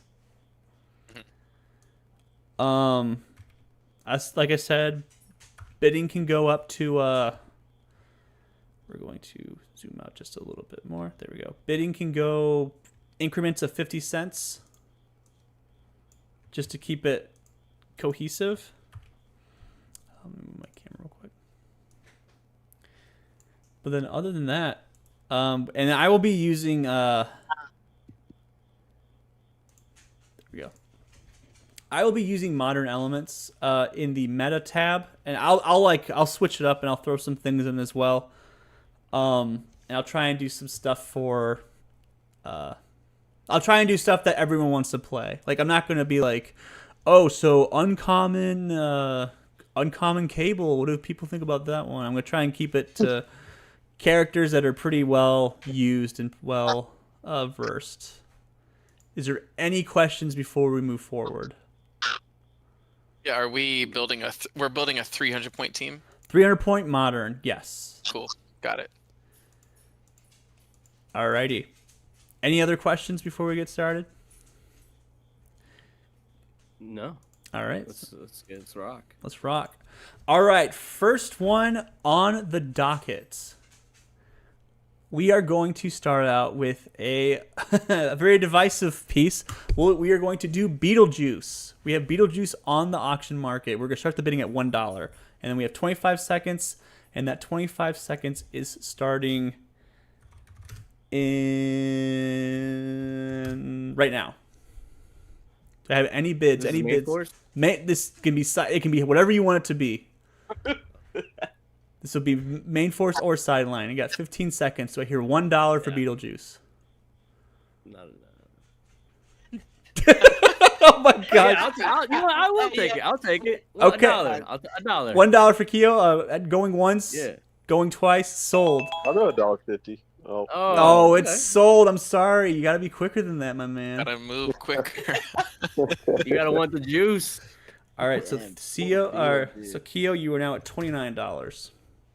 Heck yeah. Awesome. That was kind of a steal, to be honest. Yeah, $1. $1? Yeah. Not a single one of us jumped on that. So if I wouldn't even use it. For $1? For $1? What was that, girl math? That's what they call it? I didn't even need it. But it was on sale. Yeah. All right, so And okay, sorry. I guess I could have caveated that. If there's a figure, you can use it either or. You can say main force or not, or you could put on your sideline if you would like. All right, so let's go next. Order of business. We have the super rare Alan Scott from Green Lantern. We're gonna start at right now. Do I hear $1? Do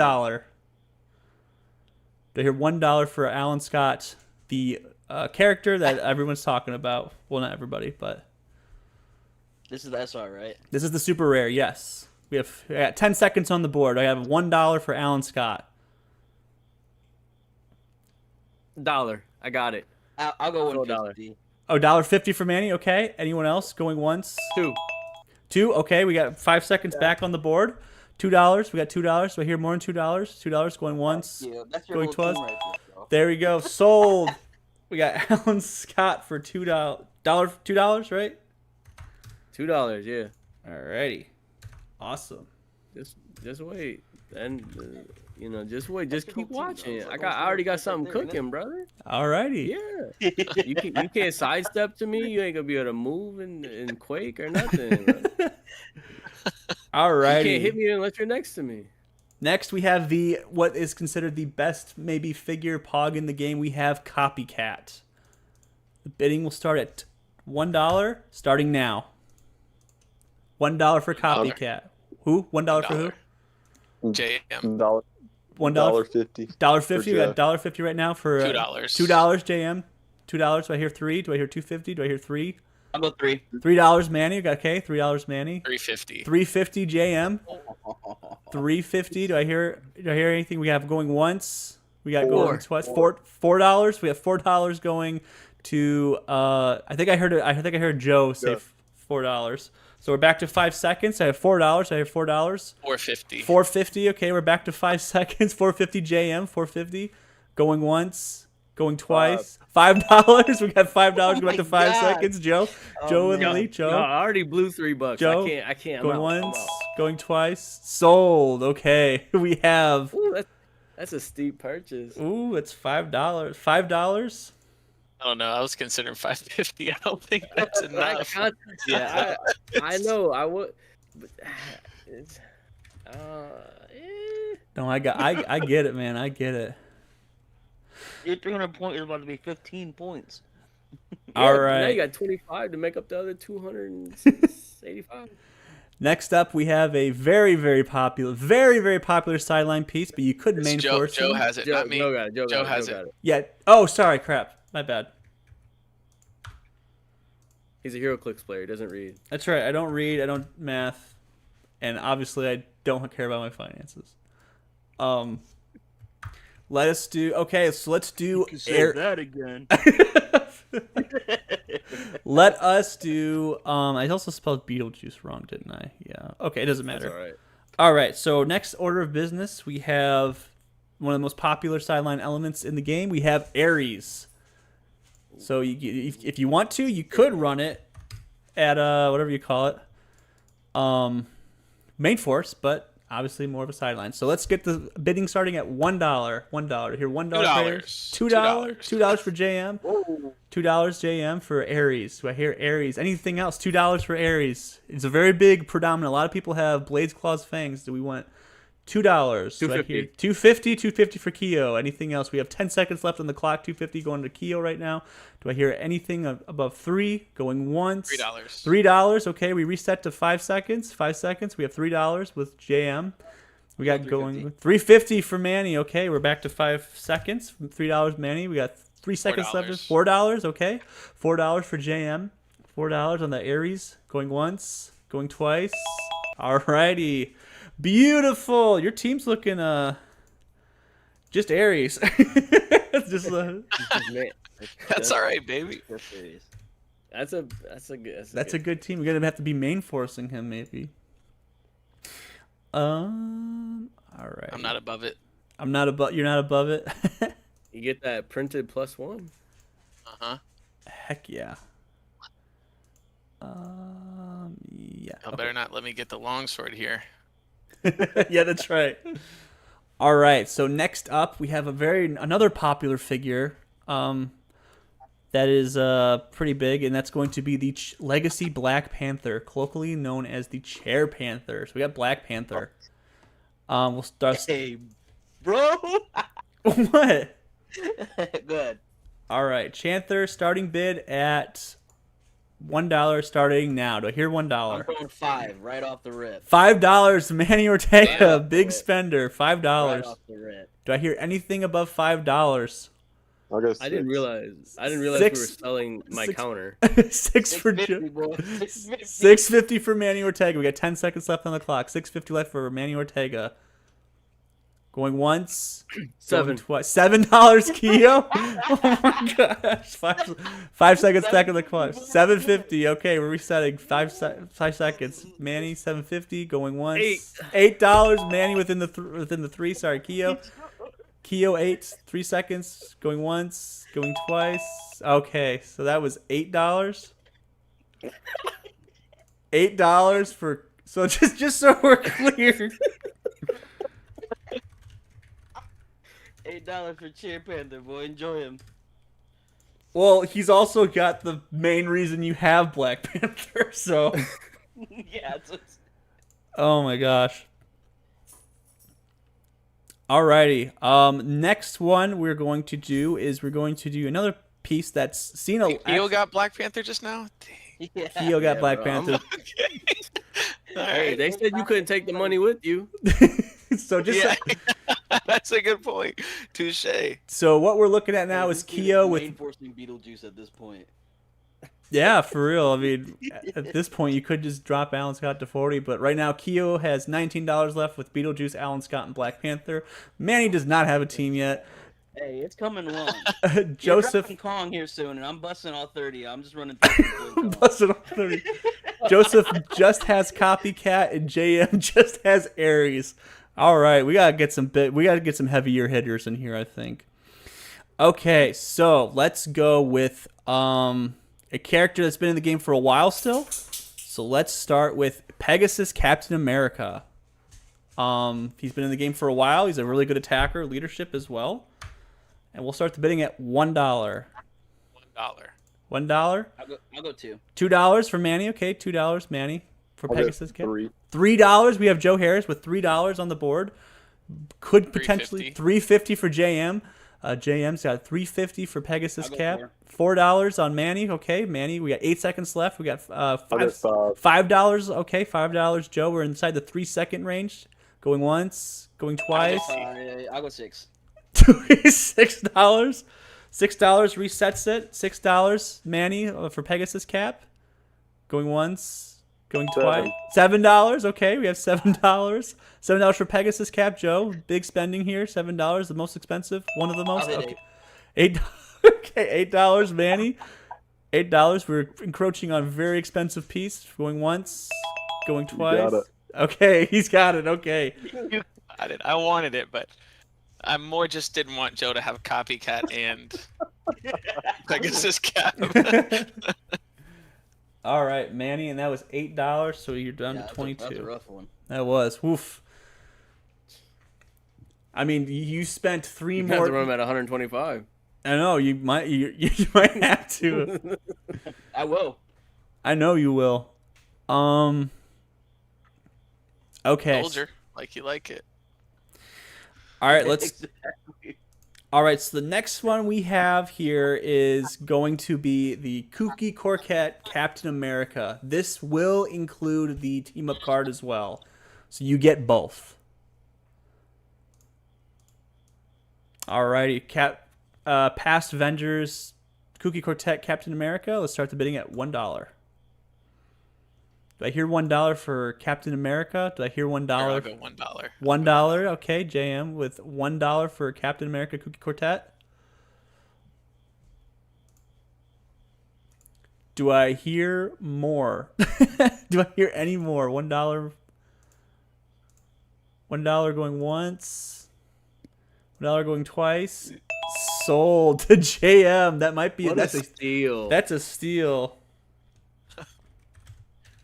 Kooky Cap. Now we just got to build I a didn't- theme with the rest. I of didn't our- even want him, but I need to have at least one main board figure, right? Yeah. I get it, man. Oh wait, Aries is passed. Aries is passed. Here we go. All right, we're cooking. Okay, cooking. Oh, that's Hey, right. that yeah. sounds familiar. Past, huh? Crazy, right? So let's I look. know. The financial situation right now is Keo with $19, Manny with 22. No, that's chill. Joe's. That's Joe's. And then Man, it's he don't read. I don't read. I have it over in JM's now. Sorry. It's over in JO's. It's. I think you guys Okay, both okay. have 25 each. Yeah, that's right. Beautiful. Awesome. Okay, so now let's go with another one. Let's go with a great figure. I noticed that there's no primes, so let's go with one of the best primes in the game. Let's go with Reverse Flash. Okay, so we are going to start the bidding at $1, and here I hear $1 for Reverse Flash Prime. Go $2. $2 for Joe. Okay, $2 for Joe. Reverse Flash Prime. Do I hear any more? 50. 250 JM. We got 10 seconds left. 12 seconds off on the board. We got 250 for Reverse Flash Prime. 350. 350. We got Joe for 350. We're inside the 5-second Four. mark. $4. Okay. Going once. Going twice. $5. Okay. That resets it. So we're back to $5. $5 at Joe. 550. 550 JM. We still within the going once. We got 550 going twice.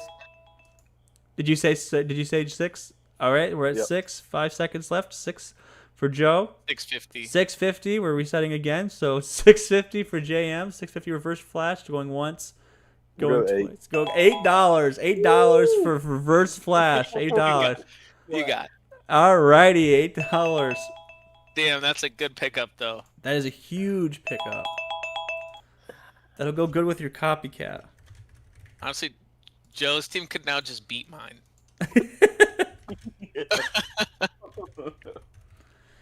All right, and that was $8, right?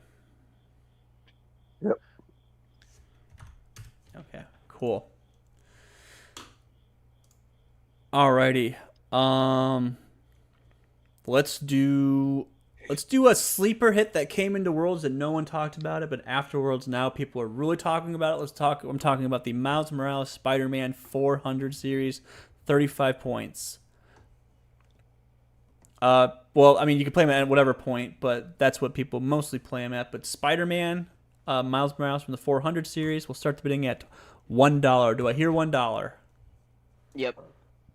Okay, excuse me. Manny, $1. Do I hear any more? 150. 150 JM, 150. You got 150. Anything else? We'll go 2. We'll go $2 for Manny. We're at the 13-second mark. 250. $250 for JM. We're at $10. $250. Do we hear anything We'll go else? 3. $3 for $7 or 7 seconds. 350. $350 within the 5 seconds. We're about in the 3. Going once. 4. Going twice. $4. Okay, that resets it back to 450. $450. Okay, $450. We got 3 seconds left on the board. $450. Going once. Going twice. Good. Sold. $450 to JM. Correct? Correct. Awesome. I love that piece, by the way. It's really good. That's beautiful. So good. Alrighty, so looks like Manny's got a couple bones left.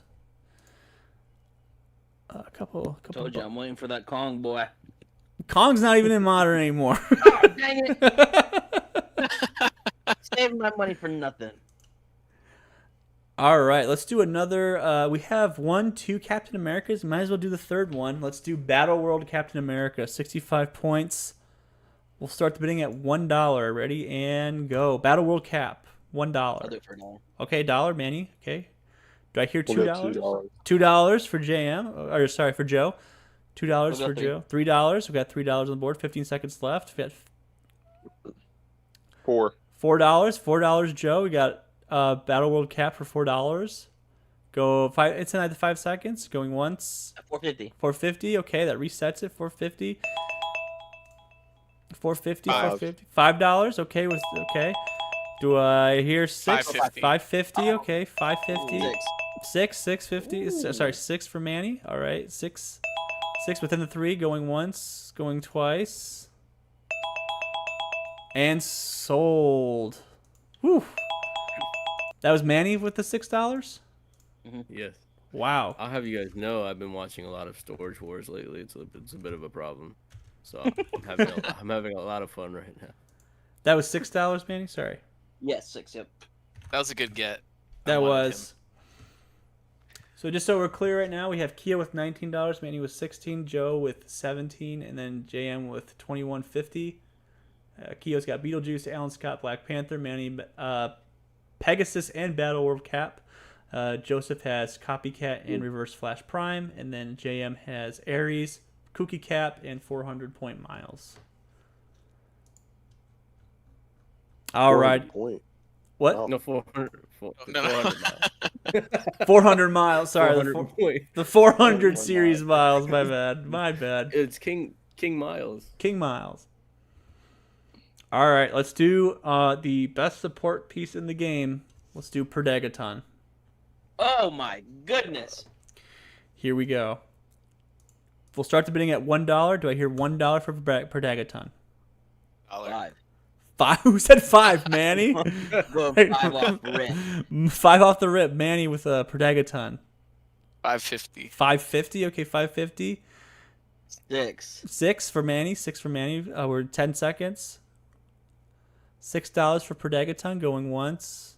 650. Going twice. $6.50. Okay, within the 3-second that mark. money, So boy? $6.50. $6.50. Do I hear anything more? 3 seconds. Going once.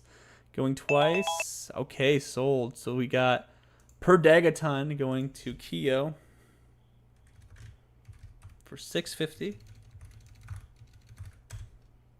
Heck yeah. So, About that. Not have enough for a pizza at Little Caesars shortly. makes it $12.50, I think. Okay. Yeah, we gotta get some attackers in here. Let us do. Let's do giant size Sinestro. So the colossal Sinestro, excuse me. We will start the bidding at 25. Or sorry, at 25 seconds, $1. My bad. I need your full budget. All right, here we go. Starting at $1 Sinestro.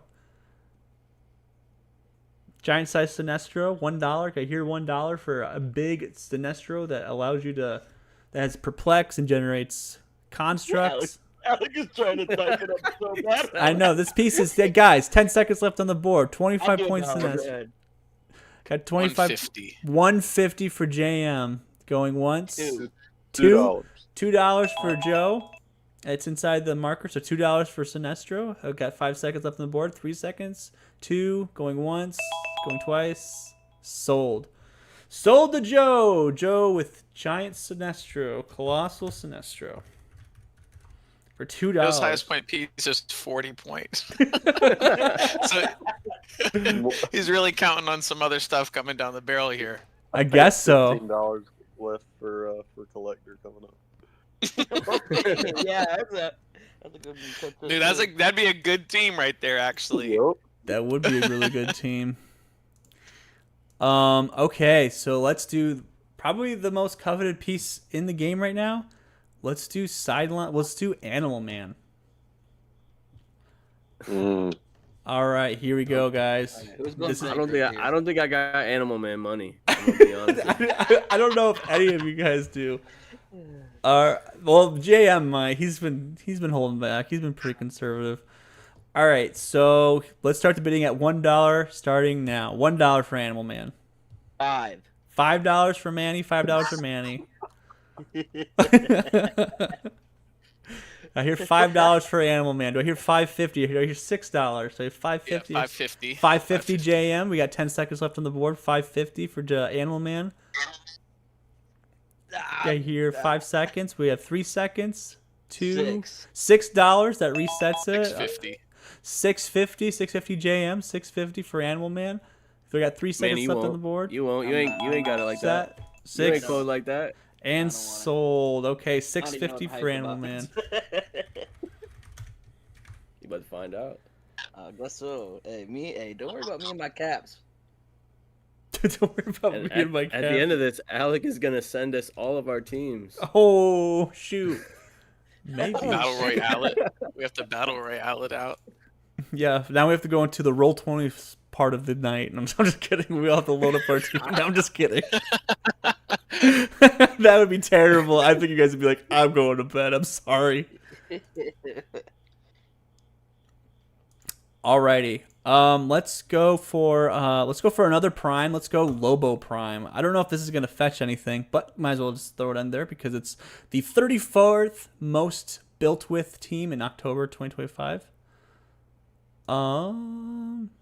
Right? No, it just changed.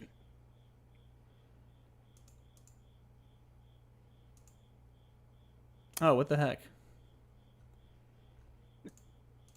Okay, anyways. Okay. Lobo Prime, here we go. $1 Lobo Prime. Do I hear $1 for Lobo Prime? He gives. Yeah, I'll go $1. I'll go $1. Who's got that? Sorry. Manny. Okay. Manny Lobo Prime gives every wild card all the powers or team abilities on the map. We got $10, 10 seconds left. $1 with Manny for Lobo Prime. I hear 70 point Lobo Prime. 5 seconds left. We got $1. Do I hear $1.50? Going once, going twice. Sold Manny. With Lobo just Prime. let the guy with no team player have that piece. Yeah, give me him. I was thinking like Dagger time, but I mean, is that really? Maybe it is. Maybe it isn't. But Maybe boy it is is. kind of poor. It's still a good get for $1. Yep. Yeah. Easy. All right. You could easily turn around and sell for 2. Exactly. You could easily. All right, let's go with another newcomer. Flip it, yeah. Let's go for another newcomer. Let's go with Mogo, the giant planet. Just so we're going up with budgets again. So every Manny, Joseph, and JM are at $15, and then we have Keo at $2.50. We have Mogo up $12.50. Whoa. Oh, sorry, $12.50. I missed that one. I'm sorry, dude. I'm sorry. That's pretty Keo with significant, $10.50, and we start the bidding with Mogo at $1. Do I hear $1, Mogo?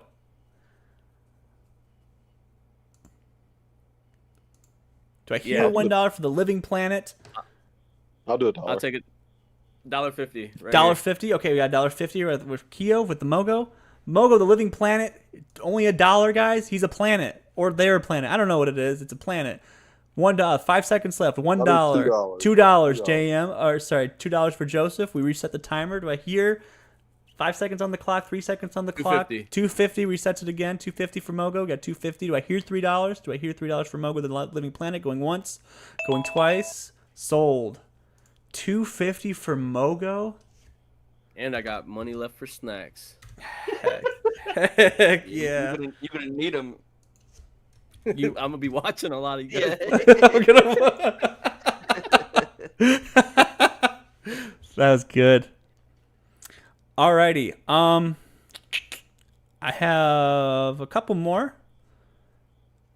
Do I just say this one? I feel like I didn't say we were gonna do equipment, but I feel like I want to, but I probably shouldn't.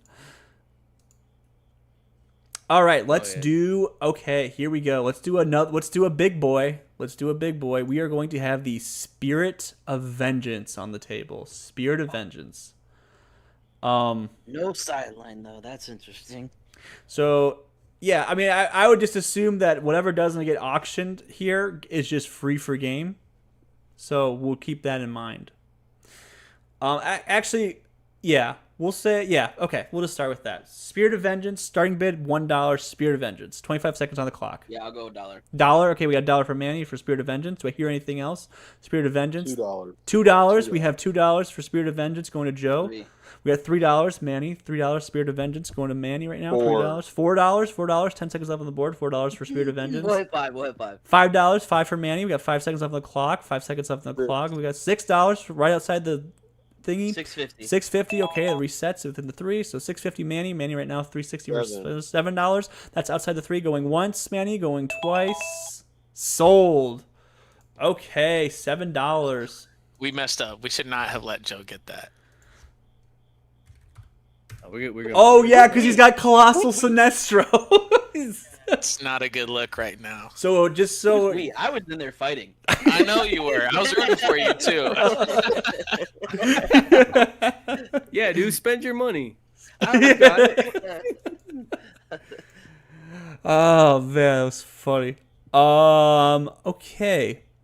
Next on the docket, that's not He mine. just spent $6 something and his thing went down 3. Yeah, Oh, it's $6. Yeah, I'm so cheating. sorry. yeah, he's out cheating. Whoops. Hey, yeah. Dude, I'm doing all the auctioning and stuff like that. I don't see. Clearly, Joe's sponsored by the stream. Dang. All right, this one's going to be funny because I know it's probably not going to go anywhere, but we're going to do White Lantern Superman. We're going to do White Lantern Superman on the docket. $1. Here we go. Do I hear $1 for White Lantern Superman? 90 points gives JLA's White Lantern. If you get the team up, which comes with it as well, Superman TA, Power Cosmic. We have 15 seconds left on the board. We have a White Lantern Superman, Hypersonic, Range Combat Expert. We got a cool little imperv and Super Senses. We have 10 seconds left on the board. Come on, guys. Superman, $1. We got $1. We got 5 seconds left on the board. Superman, $1. We got going once. We got 3 seconds left on the board, going twice, and did not sell.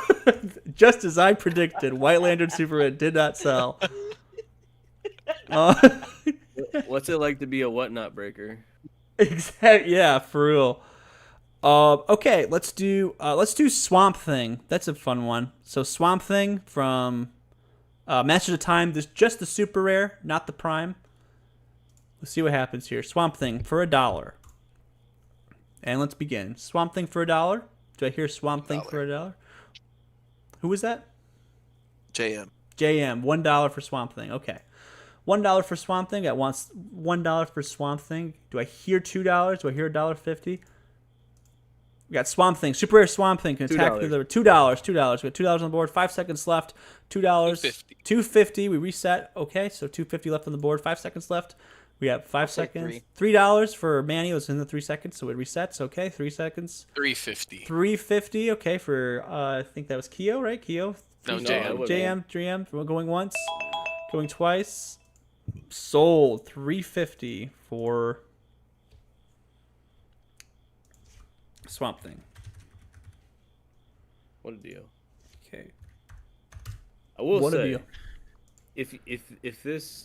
if you could just break open like 2 cases with a group of like, I don't know, however many people that it would take, and just did this format, it actually would probably be a lot of fun. Oh yeah, I think this would be a ton of fun. All right, so let's dip into some new, like super new stuff.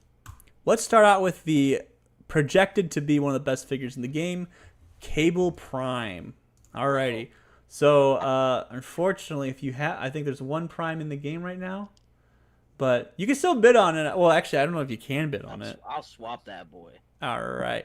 Cable Prime, 25 seconds on the board. Do I hear $1? We'll go 5 off rip. 5 off rip. $5 for Cable Prime for Manny. Holy smokes. $5. $5 Cable Prime. $5 Cable Prime. Do I hear anything else? $5.50. $5 for Cable Prime. We have 10 seconds left on the board. $5 Cable Prime. Going $6. $6 for Keo within 5 seconds. So we have $6. I got 3 seconds left on the board. Going once. Cheers, Keo. Going twice. And sold. That's messed up. That's messed up. You were supposed to bid again.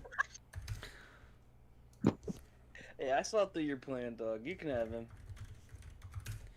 Hey, you know what? I got options. Past that, like Stockton. Hey, we can get copyright. Chill out.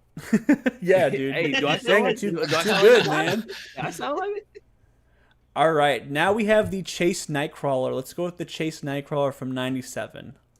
Starting bid at 25. Or sorry, starting bid at $1. 25 seconds starts now.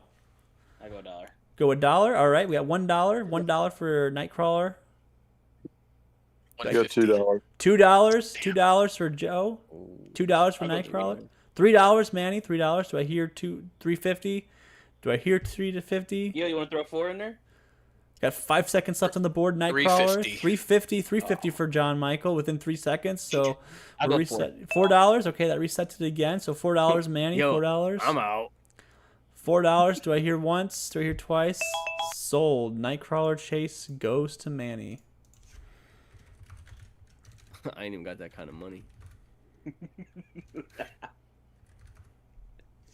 little too rich for me. What was that again? Sorry. $5? $4. $4? Okay. $4. Okay. Looking at the teams real quick, we have Keo with Beetlejuice, Alan Scott, Black Panther, Perdegaton, Mogo, and Cable Prime. Manny with Pegasus, Captain America, Battleworld, Captain America, Lobo Prime, and Nightcrawler Chase. Joe with Copycat, Reverse Flash, Colossal, Sinestro, and Spirit of Vengeance. And then also we have John Michael with Ares, Kooky Cap, 400 Miles, Animal Man, and Swamp Thing. I should probably do more of those. That's fine. Animal Man Swamp Thing's pretty good. Yeah, that's a really good... I like that combination of Cable Prime and Beetlejuice you got. Yeah, running shot for free. Hey, chill. Hey, he said Beetlejuice. Hey, Beetlejuice. Hey, big brain. Don't ever let them know your next move. Fair enough. All right, let's go. Okay, let's do this one. We've talked about this one a lot today, so I figured it'd be fitting that we do this one. Let's do Dr. Doom Chase. The Dr. Doom Chase from Collector's Trove. $1 starting now. We have $1 for Dr. Doom Chase. I'll go $1. Okay, $2 for Joe. Okay, Joe's got $2 for Dr. Doom. We got Dr. Doom at $3 for Manny. $3 Manny. We got Dr. Doom for $3.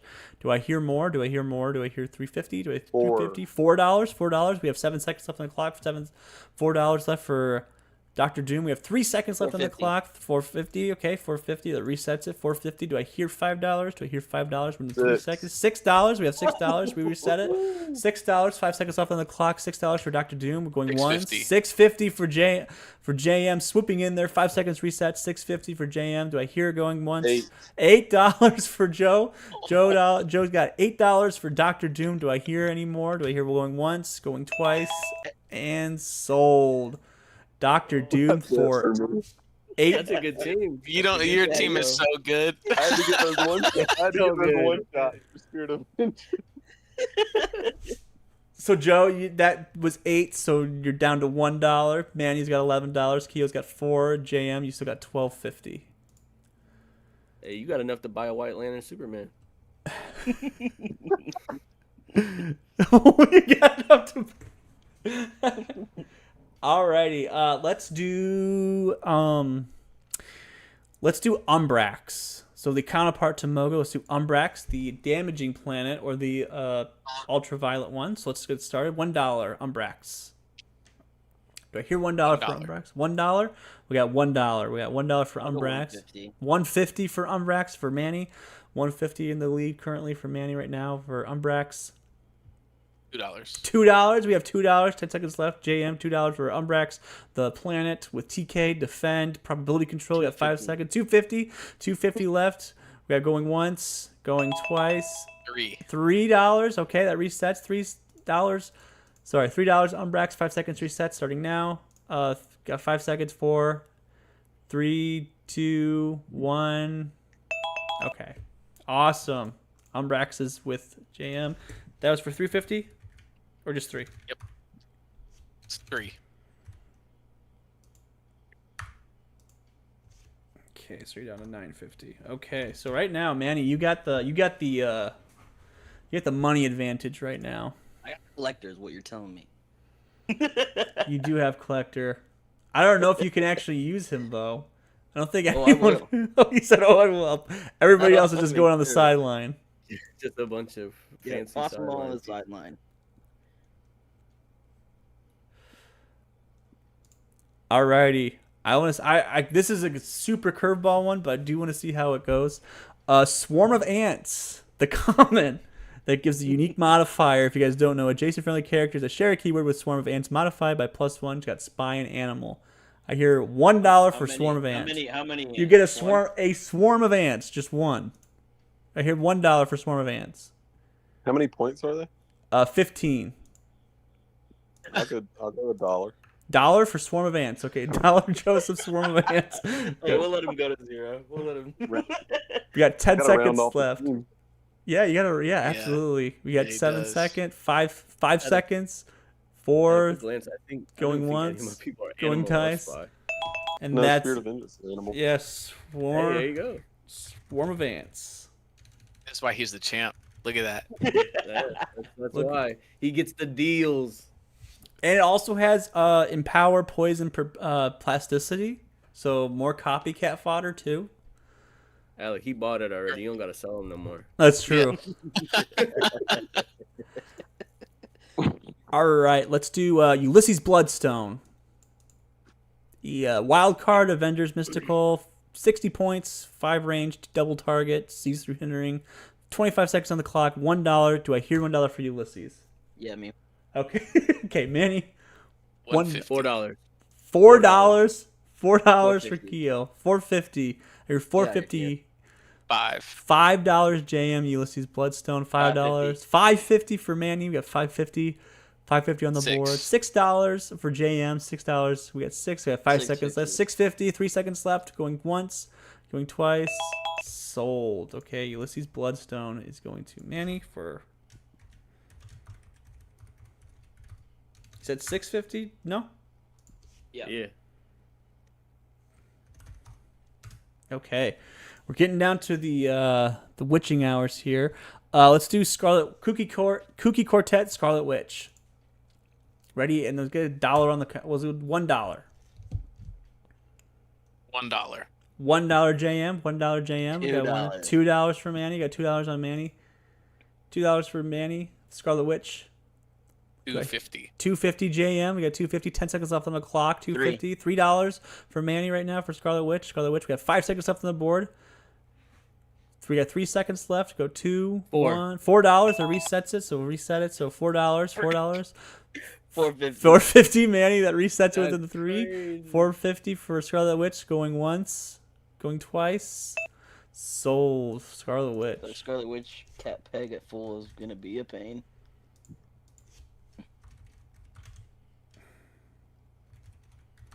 That was how much? You still running cat peg at full? I'm about to now. That was $4.50, Manny. Yeah. Okay, you're down to $1.50. Joseph is clean, flush out of cash. Keo's got $4. He was $4.50. He down to $1, brother. I don't always. Oh, sorry. Hey, don't worry about my budget. Oh shoot, sorry. And then JM, you have $9.50 left in the tank. Let us do. Oh dang it! See, Manny still got the 50 cents. Come on, auctioneer. Let me get some good here, buddy. Let me get something good. I'm looking. I'm sorry. There's so much stuff. There's so much stuff in There's so much stuff to look at. Man, it just there's a lot. And yeah, I'm looking. I promise. Okay, here we go. Let's do maybe this isn't good, maybe it is good, I don't know. Whatever it is, I'm throwing $1 on it. Okay. let's do Guy Gardner Chase. The Red Lantern Star Sapphires. Do $1. What? Is that not it? Is that not a good figure? I'll take $1. Okay, $1 on the Guy Gardner Chase. 50. 150 JM. 150. Make him go higher. 150. I don't want it. 150. 10 seconds left on the clock. Hey, throw that 4 on it. I dare you. five seconds left. Guy Gardner going once, going guys. Sold. Okay, we got Guy Gardner. Oh, That's a steal. that's a steal. That's not what I'm looking for. For $1.50, right? Yeah. Yes. Beautiful. All right, let's get into another figure that I know you're very fond of. Let's do Zala. Oh, baby. Oh my god. Hey, you set this up. No. I've been keeping her in my mind, but I've been wanting to see we'll see what happens. Anyways, 25 seconds on the clock. He was waiting for JM to have the most money. Zala. Wait, no, I still have 8. I paid 150. I had 950. Yeah. Oh shoot, my bad. I skinned you that one. Sorry. All right, Zala, starting now. Do I hear $1 for Zala? Hit four, Kid. Yeah, what? Just let's be honest, Kid. Do you want to make me spend 450 or not? Yeah. You're spending 450. 450. Okay, here 450 for JM for Zala. Got 10 seconds left on the board. And sold because no one else can actually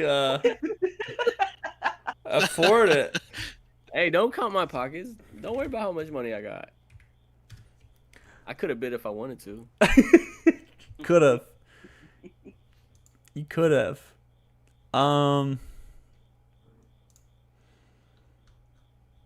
Shoot, man, I'm still looking. I'm sorry. I apologize. I'm not trying to. Harley. Harley, Bardley, Don't you do it. Bardley Quinn on the market. That's crazy. Here we go. Bardley Quinn. Do I hear $1? Yeah, $1 right here. $1. $4.50. 450.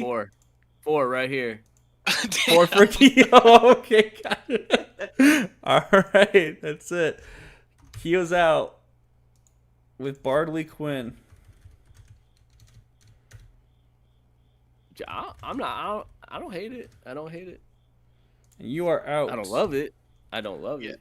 I would have rather don't spent hate my it. money on that than Zala, I think. But Fair enough. All right, Colossus Prime or Ghost Rider 048. Just kidding. I'll sell every piece on my team for this. I will sell every piece of my team. at half price, he's selling it all. Oh, he's selling at half price. Oh, it's funny. Do I do? Okay, fine. Since we did that, Captain Universe on the docket That's for fair, $1. $1. $1. Captain Universe. Do I hear $1? So good. Is he an Avenger? Hold on. He is an Avenger. Oh yeah, 150. Oh, 150. no. Oh no. Oh no. Yeah. He is an Avenger. That's So I get you down to $2. really good. Alrighty. Whew. Okay, so this is what we're looking at now. We have $1 left for Manny and $2 left for John Michael. We stayed away from one shots. I feel like it'd be kind of mean to do them now. A little bit. He said a little bit. Oh, okay. Let's do this.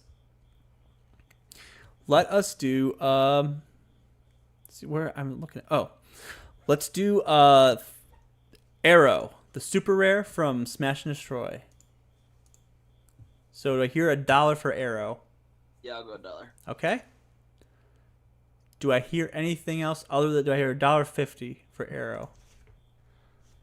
I think Arrow's an Avenger. I don't think so Can either. with Lobo No, Prime it's on the his- map. Oh, that's true. Got 10 seconds. Yeah, 7 seconds left. Arrow. Oof. $3. 3 seconds. Yeah, 150. 150. That reset. Okay, that's it. That is a snipe because we can't. All right, so we got 50 cents left for. Got 50 cents and I got $1. So we Can't will. even bid on it. I'm out. No, I we'll spent start. my money poorly. We'll start starting bid at 50 cents. That's crazy. That's crazy. You could get it, whatever it is, anyway. Do I just go Hey. through a bunch of trash? Yeah, you have it at this point. Hey, Yeah. hit me with it. Give me him. Give me him. I've been waiting. Collector Ultra Chase. Do I hear 50 cents? 50 cents. Okay. Okay, there it is. Ooh, we in business now. Let me talk to my bank real quick. That would be me. I'm telling you, no, you got nothing. All right, and for the last 50 cents, Rivalry. rivalry just like out of nowhere, Reinstated. Yes, That's buddy. real. Give it to me. out of nowhere, the rivalry. Oh, that'd be so freaking funny. All right, so for the very last order of business, I think it would be. Man, I really want to say Namor Prime, but no one will take that. Destroyer armor. Destroyer armor. Destroyer. I haven't done any of that, so I'm gonna stay away from that. We will do just a randomizer. Super rare Ant-Man from Guardians of the Galaxy. Do I hear 50 cents for that? I don't think so. Oh shoot! Okay. I think I'll just keep my 50 cents. All right. All right. Actually, just go ahead and end it. Go ahead and end it. That'll be it. So you. All right. So the final teams. After all of that, I didn't even look at. That 50 cents in the mail. I'll do that. Oh, I didn't even go after those. Oh yeah, I didn't even do a Jurassic League character. Oh, I feel so stupid. Okay, so the final teams are Keo with Beetlejuice, Alan Scott, Black Panther, Predagaton, Mogo, Cable Prime, and Bartley Quinn. Manny with Captain America Pegasus, Battle World Cap, Lobo Prime, Nightcrawler Chase, Ulysses Bloodstone, Kooky Switch, and Ultra Chase Collector. Joe with Copycat, Reverse Flash, Colossal Sinestro, Spirit of Vengeance, Doctor Doom, and Swarm of Ants. And then John Michael with Ares, Kooky Cap, 400 Miles, Animal Man, Swamp Thing, Umbrax, Guy Gardner, Zala, Captain Universe, and Arrow. And 50 cents. 50 cents, baby. Count it. If you guys... Damn, last 2 pickups were just to avoid them for my team. If you guys actually want to I build love these... Arrow. Yeah, he's fun. Sure, she's fun. Sorry. If you guys actually want to build these teams and put them in like HC units or whatever, you can send them to me. I'll post them. However you guys want to make them. Who did it best? Who did it best? Who made the best team? Let us know. Who do you think made the best teams? I'll put, if you guys make, or I can, yeah. If you guys want to make these teams, throw them at my way. We'll throw it in our Facebook channels and stuff and see who thought you guys did the best. So, it is late, so I want to make sure you guys are going to bed on time. But John Michael, Joe, thank you guys for staying up and being a part of our first live broadcast. Yeah, thanks for having us, man. Yeah. Really, really fun time. It's an honor. Yeah, I'm glad. I hope you guys had fun.